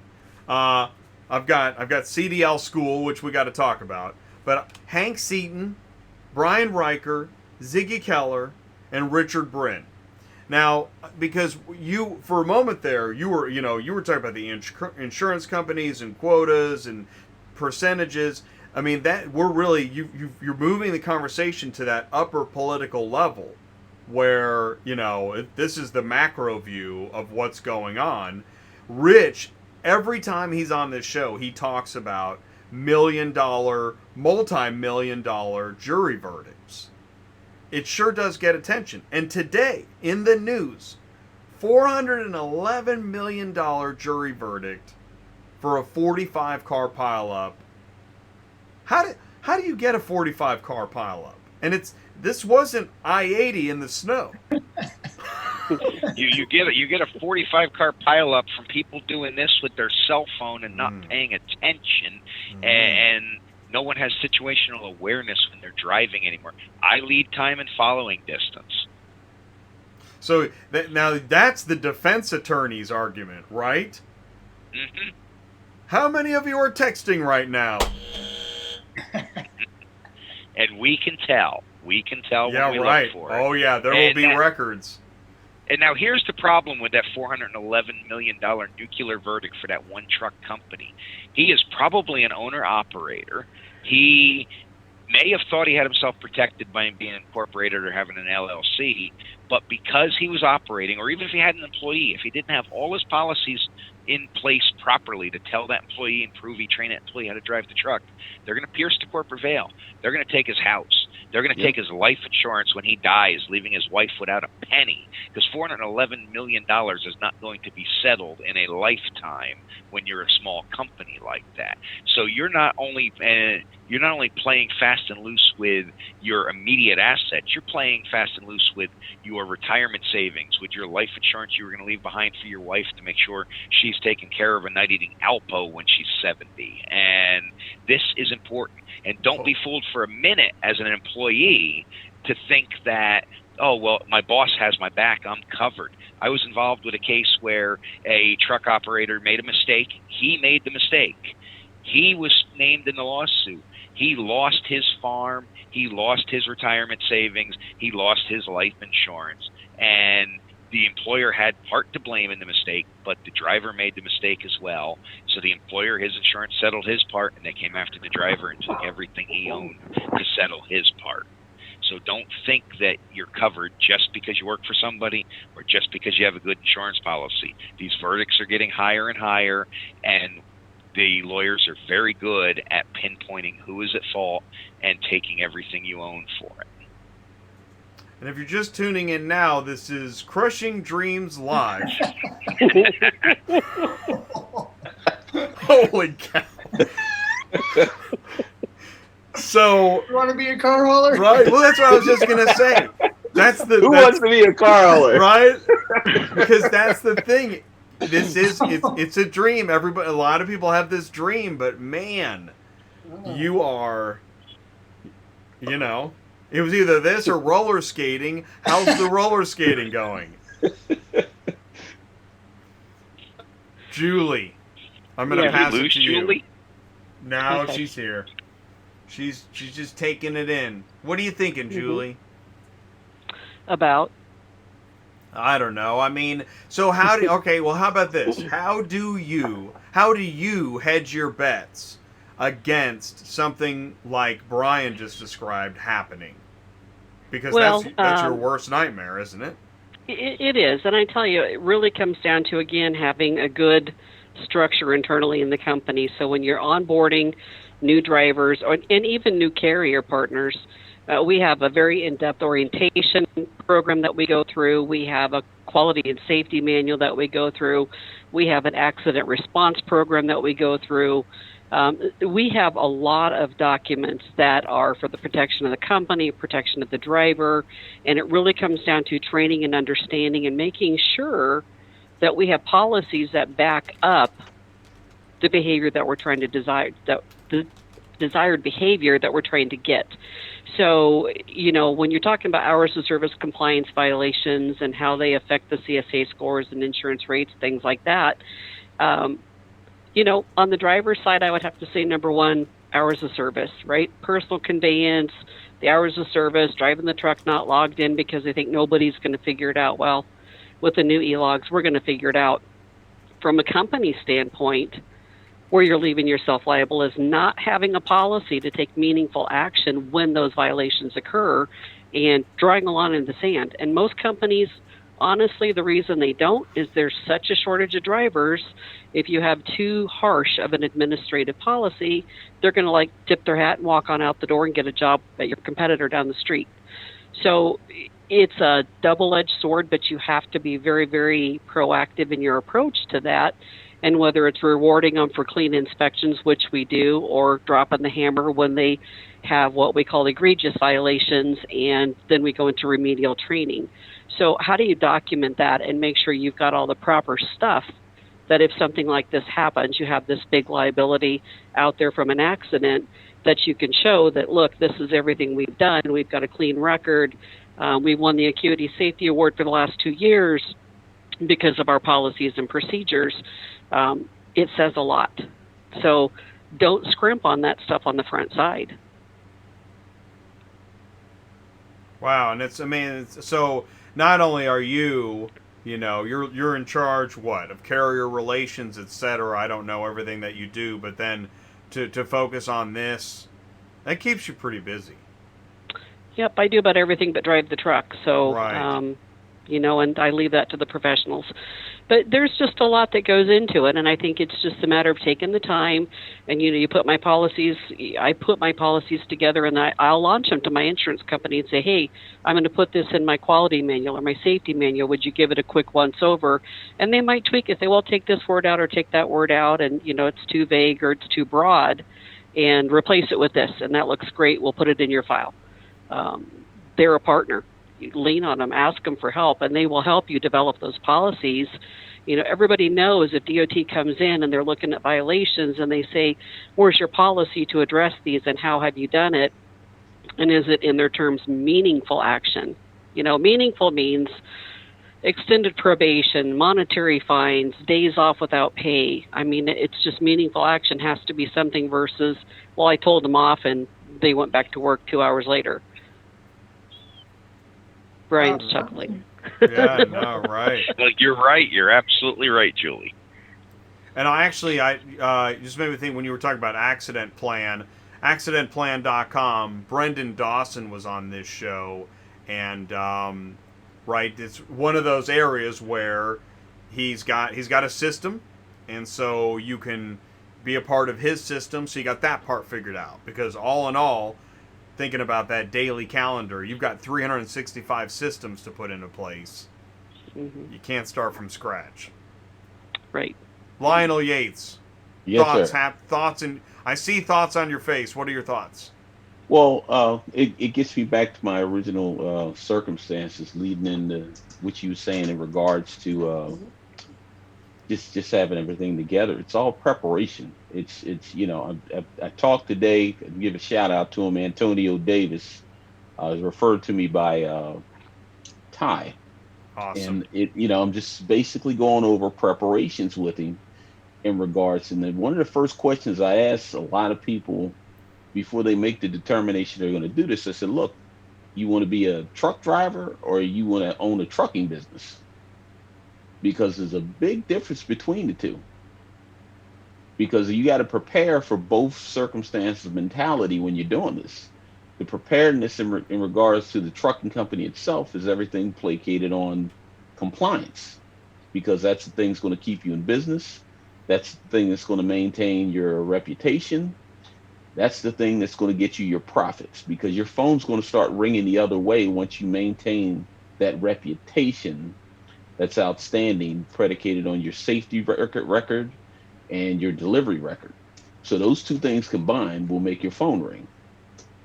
So you must take that into consideration going into this, and not just say, compliance, I'll do a thing here and do a thing here just to stay in business. But I'm going to avoid the scales, because I think if I avoid the DOT inspector, it's going to help me in my business. No, it actually hurts you. I unfortunately I had to put somebody out of business, and not necessarily myself, but I had a driver that was so good at missing the scales and missing the DOT that he had only been pulled in 3 times during a year period of time of operation. One of the times he was put out of service. The other 2 times he was not. So that gives you a 33% CSA rating, which is 13% higher than the average the average CSA rating across the country, which means the insurance company will not pick up your policy. Right. You need those good checks to lower your bad checks percentage. I'm sure there's better wording than that. But you hit it right on the head, because you're communicating in English. That's the way it needs to be said. Right. But I mean, the thing is, like I said, you have to make people aware of that it's everything. It has to be through your DNA as you build your trucking business and operate your truck as a truck driver. It has to be through the whole essence of your whole business. And I work on that with a lot of the new guys coming in. Yes, attention to detail is extremely important. Lionel was just talking about only having 1 of his 3 inspections out of service. Well, even if you have a couple more, you need to look at that report the officer gave you, make sure it actually is accurate to what happened, and understand that some of these violations, you may not realize you're out of service because you walked down your trailer and one strap was loose and he rode it, but you reached in 3 seconds and tied it down. That's still an out-of-service violation. That's going to show heavier on your record, or higher weight rating on your record than a other violation. Your insurance company is going to look at that. They're going to know why you were out of service for vehicle maintenance issues. Or I had one where a driver was put out of service because they were operating out of class. They didn't have their CDL. And again, they had a weight issue. And that looks horrible. And then your insurance carrier looks at that as, wow, you don't even hire the right type of drivers for your trucks. We don't want you. You have to pay attention to the details. That's where, man, that sounds like you were talking about the strap, right? And suddenly I was thinking of Ty. I'm like, Ty's got to be thinking, right, you know a guy. You've talked to a guy. He forgot a strap, and now he's in for, 4 hours of, corporal punishment. Minimum. Just right at a certain point, somebody's lack of attention to detail turned into a monumentally bad day. Yeah. Which I don't think there's a checkbox for that. No. We all start this dream of owning our own truck because we want the freedom to be our own boss. That's right. We don't realize we're never our own boss. Our customers are our boss. Our insurance carrier is our boss. Our DOT officers can be our boss during the day. We never really get to call the shots ourselves, other than deciding how much we're going to, or how little we're going to play along with the rules. But really, don't just buy yourself a job. don't just run out and jump in and buy a truck and get your own authority because you think you want that bigger piece of the pie if you're not willing to do the hard work that goes along with running the business that goes along with it. In the long run, you would be better off leasing to a company if you want to own your own truck because you're tired of whatever the big companies want to give you as equipment or whatever, and you want that little bit of extra freedom, but you don't want to do all this detail work in the back office. You would be better off in the long run leasing to someone else, letting someone like Julie run the back office and do everything for you and do the invoice and do the collecting and be the best damn car hauler you can be without running the office. So this takes a special mindset to run your business while you're still trying to run your truck. Amen, Brian. Yeah, wow. And Awesome. There is a lot of great stuff tonight. I certainly, I don't want anybody to think I'm taking that for granted. I'm loving this show. And speaking of, I just want to say this before I forget. CDL school. Anybody? What are you asking for CDL school? Can you recommend one? I can't recommend any one particular school, but you don't want the CDL in a day program. And this comes from someone that was a CDL third-party examiner starting in 1993. So I've been around the program for a very long time. I do train some drivers, but I'm not putting it out here to the audience that I can help you because I don't have a lot of time.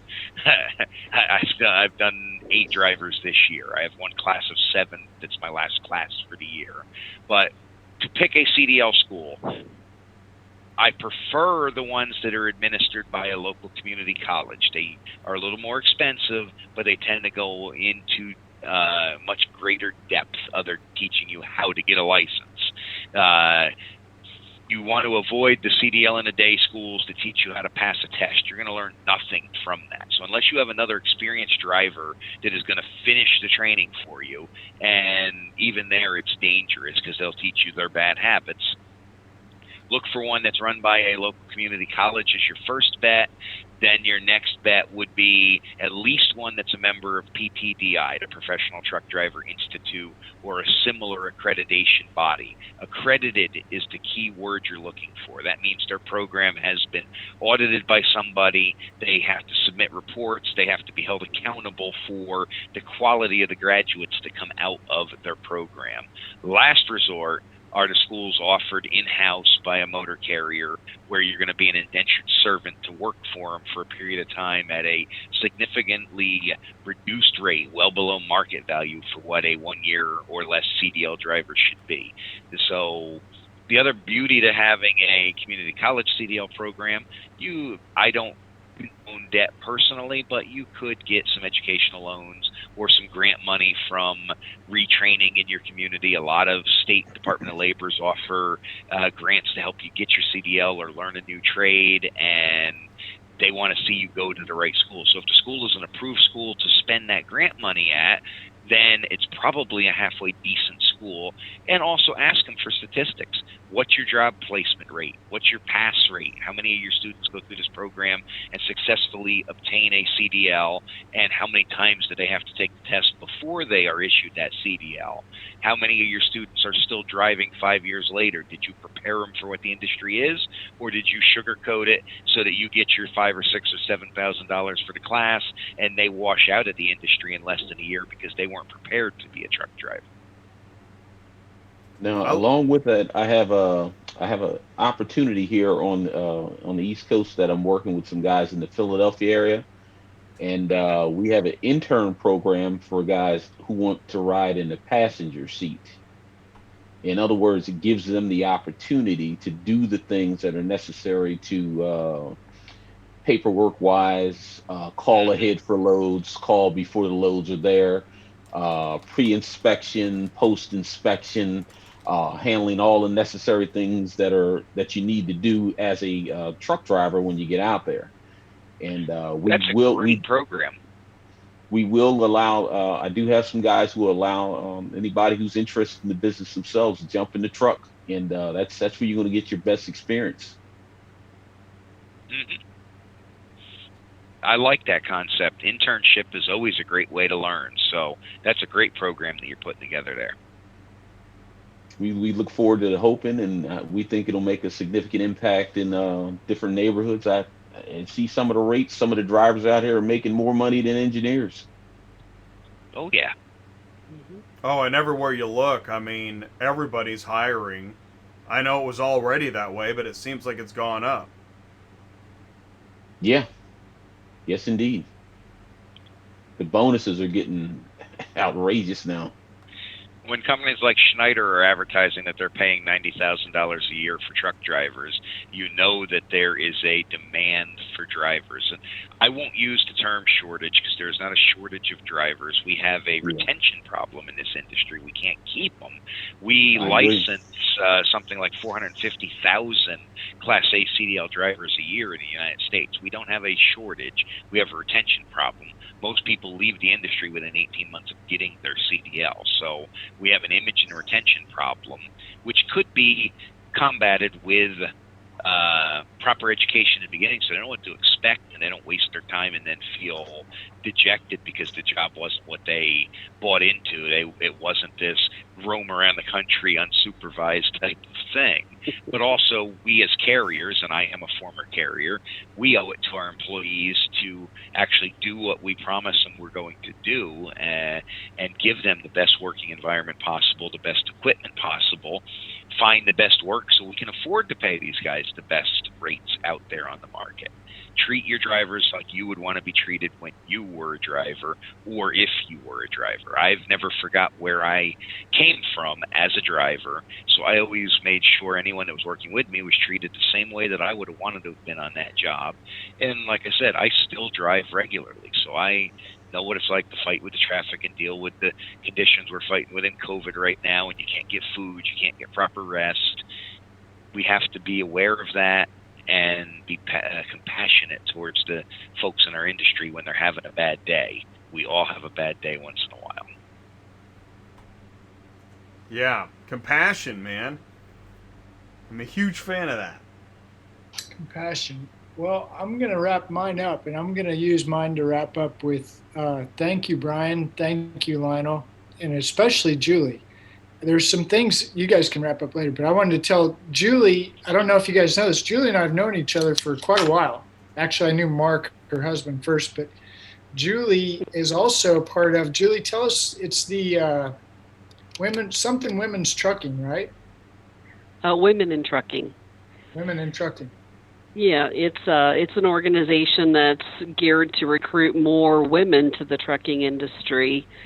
And they've got a good focus on things. They're really reaching out there because I think women represent it's some single digit number in trucking, and we're finding that the women are, and no offense guys, but the women are safer, more reliable, more conscientious, more prompt and accurate in their paperwork, and there's a lot of women out there that do a heck of a job. So if we can not just get them into the trucking industry, but maybe get some of them trained up into car hauling and branch out that way, it's another avenue to start recruiting. And it's an organization that, I've spoken on the Road Dog radio show with them, trying to get some of the gals interested in maybe specializing in car hauling.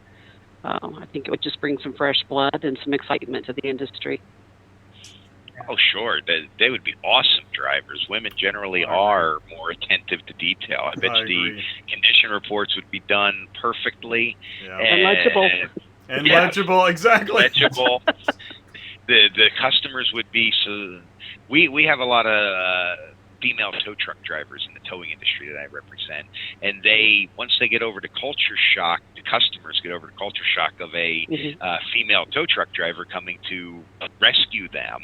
In fact, my wife holds a CDL, and when we had our towing company, she would go out and do road calls and tows, and people were completely shocked to see this 5-foot-tall woman go out there and do a tow. When she has a CDL, she can handle the big trucks and all of it. But yes, female truck drivers have a large role to play in the future of the trucking industry and auto transport specifically.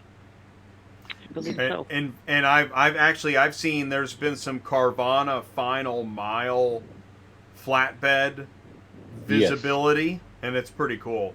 It's actually Well, pretty neat. speaking of them, the Carvana average associate is a 21-year-old female in her second year of college, driving that little one-car carrier that does the retail delivery to the customer and closes the transaction.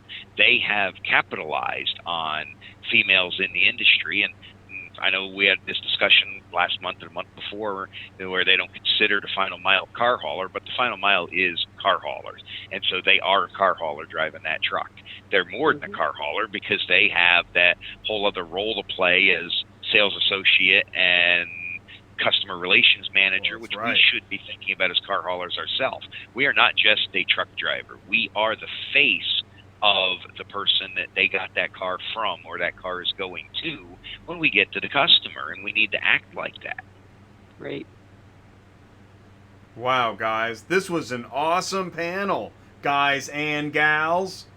Are we actually going to end on time tonight, Jay? Well, I've been trying to follow Ty's lead, and I've been trying to get more responsible with the time instead of keeping everybody till 11 Central. So we have another hour. No, we don't. We're done. You have fun. Yeah. Have fun. Exactly. Julia Tyre out of here. Guys, thank you. Thank you. That was really good to have you. I really do appreciate it. Thanks for having me on. It was an honor having you on here tonight. Thank you so much. Nice to meet you, Julie. Thank you. Yep. Bye. You guys too. Thanks a lot. I'm out. Please, contact info. If you've got a question for anybody that was on the panel tonight, feel free to email me. Lionel, I shared your link, and I'm going to share it again, auto-hauler.com. If you want to reach Lionel, visit his site and ask him insurance questions. Ask him startup questions. Ask him, what was the program you mentioned? That was pretty cool. It's an intern program. It's in the Philadelphia area. Anybody wanted to take a ride out with one of the companies I have, you get in the passenger seat and go over all the things on a local run with the guy to find out how everything's done. That is awesome. All right, so if you're in the Philadelphia area, and then Brian, Brian, you can visit YourDOTGuy.com, or it is FleetComplianceSolutions.net. I just put that in the live chat, and I don't want to speak too soon, but Brian, we're going to try to get you on here on a more regular fashion. We'll work out the kinks. We have no major announcement yet, but overall, what I'm excited about is that Auto Transport Intel continues to grow, and the audience is growing, the information's growing. It's very exciting. And I think, here's what's neat, too. You were talking about IATA. I am not in competition with IATA. I don't do what IATA does. IATA is an organization. Auto Haulers Association is an organization. This is a media resource and a business channel. And together, I think we could do great things. Oh, the media is a key part of what we need to make change in this industry. The media brings the message to the masses, and the masses bring the action to the people that can actually make the change, our legislators. So this media is key to making the improvements we need in this industry. Grassroots. And it's well, and that's why it was fun. I shared that frame from 3 years ago. This show has already changed that much in 3 years. I'm really excited in 2025 what things look like. Yeah, maybe you'll have your own channel on Sirius XM. Maybe. Yes, indeed. There's no reason why this isn't on the road, dog. This is trucking related. We're more than just auto transport. We share 80% of our DNA with every other trucking company out there for the same problems they're having. There is no reason why we're not exposed to the mass market like that. Well, and I agree wholeheartedly. And I say this at trade shows when I get that look like, what do you? There are so many car dealer media resources. There are so many trucking media resources. But when you focus on the niche of auto transport, man, same with the other industry, towing. We have some friends of mine launched a podcast for the towing industry just over a year and a half ago, and they're up to 30,000 subscribers for that podcast. Yeah, it's awesome. Amazing. Wow. And that's a much smaller industry even than the auto transport industry. So there's no reason why this can't get to that point. That's awesome. And then we'll have 1,000 people with repo hammers. No, and that's and confession. I confess at trade shows. I talked to a lady at a large recovery organization, and I told her, I'm just going to tell you now so you don't find out the hard way. I did a show, and I created a repo hammer, and I told other dispatchers that if you book a repo unit, get this hammer and hit yourself on the knuckles, and to remind yourself, don't do it. And the point is because she gave this trade show speech where she was talking to dealers, and I'm like, yeah, dealers, what they need to know is what the transporter's thinking, why that rate needs to go up, why a vehicle with no axles that requires a 2-hour window per week needs to pay more. Repos are my favorite. That was probably 40-50% of our business, but we had the right equipment to do it. In addition to our 7-car haulers, we had a fleet of 4-car rollbacks and 2-car rollbacks, and we were prepared. At one point, we even had a 7-car Landau trailer, which is what salvage auctions used to use when they had their own fleets. You just got to be prepared for it. But that repo used to be a key component of my business. We specialized in it. Anybody ever feel like they were getting their car repoed when they went to pick up a car at a repo place? That's just so weird. Right. Do you think the repo industry's changed as a niche for an auto transport business?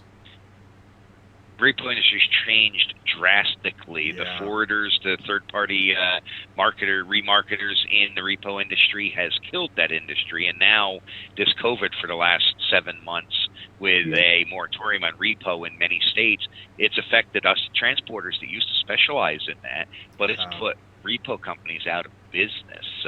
In fact, it's led a lot of them to think about getting into doing the transport just to get a revenue stream instead of just letting Mannheim handle getting the car there themselves, they're now wanting to do the final transport to the auction just to generate revenue at this moment. I see a repo show probably in like 4 or 5 months because something's going to happen. There's a wave of repo coming. I agree. Yes. There's a backlog that's jammed up right now with the regulations that won't allow it to happen. And so, whenever this goes away, then maybe November 3rd we'll start doing repos again. I'm not getting political, but there'll be so much, we're running around repoing cars, and I know.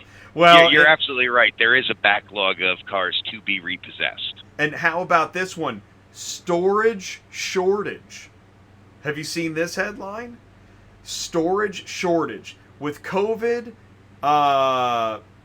obviously supply chains got backed up, and then the supply chains that we're trying to run slower because of COVID regulations. Anyways, I'm reading that the ports, their warehouses are stuffed with stuff. And that, I don't know, there's this dance. So anyways, there are some interesting trends that are waiting yet to be dam breakers, and that's the next story. So yes, indeed. And plus the winter's not going to help either.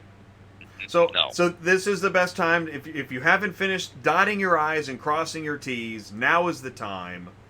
And if you just joined the show, go back, rewatch this, strategize, figure out.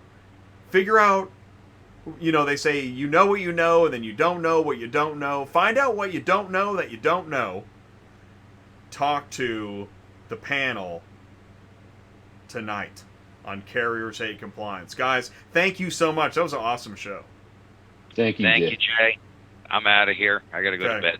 Me too. All right, guys. Talk to you guys later. Peace. Appreciate you again, Jay. Thank you. Thanks for sticking around for the mini overtime here on No problem. Auto Transport Intel. All right. Awesome. So I let him go. I ended the meeting. I know at one point Julie was like, wait, I thought we were ending the meeting. Are we not ending the meeting? Jay just keeps talking. Guys, I want to thank you so much for tuning in tonight. And let me say this: I want to thank Murphy Auto Transport Service for participating in the show. Sue, thanks for being my co-host on Thursdays. If you have a dispatch question, a brokering question, talk to Sue. In fact, on Thursday on Dispatching Live, we're going to talk about broker training because this is something we haven't tackled, and we're going to, in the amoeba of auto transport knowledge, we're also going to try to ingest broker training and impart knowledge on that one too. If you missed the monthly roundtable last night, get signed up. Go to autotransportintel.com, click on roundtable, get signed up for the next one. Especially if you're a carrier trying to grow your business, figure out how to talk to dealers. We talk about that a lot. I think every month we've talked about carriers talking to dealers to build up business. And it's not just how do you do it, what do you say, and bring in the donuts, but somebody always speaks up about how they've been tapping into better sales techniques to grow their business. It's pretty cool. I also want to thank Dispatch Center, SUPERFLO Systems, Mark Grodicke. You see him in the live chat. If you're looking for great software, CRM, mobile app, TMS, you're looking for great car hauling software, whether you're a carrier, a dealer, you work at an auction, great stuff happening. Visit dispatchcenter.com. I want to thank ACERTUS, ACERTUSdelivers.com, vehicle transport, vehicle storage, carrier compliance, maintenance, service, title, and registration. ACERTUS is going to be on the show here in a few weeks with another driver recruitment session. If you're interested in advertising and plugging your company product or service, or just saying hello, send me an email, autotransportintel@gmail.com. Always join the live chat and say hello. We still have folks in the live chat. Guys, you're hardcore. You've been with me over 2 hours tonight, and I really appreciate it. It means so much. I'm so excited at what we're building here. 3 years in a row, Tuesday nights live. I can't imagine what happens in another 3. What do we got? People laughing? Other than that, I got trained on YouTube. Yeah, YouTube. You know what? YouTube will train you.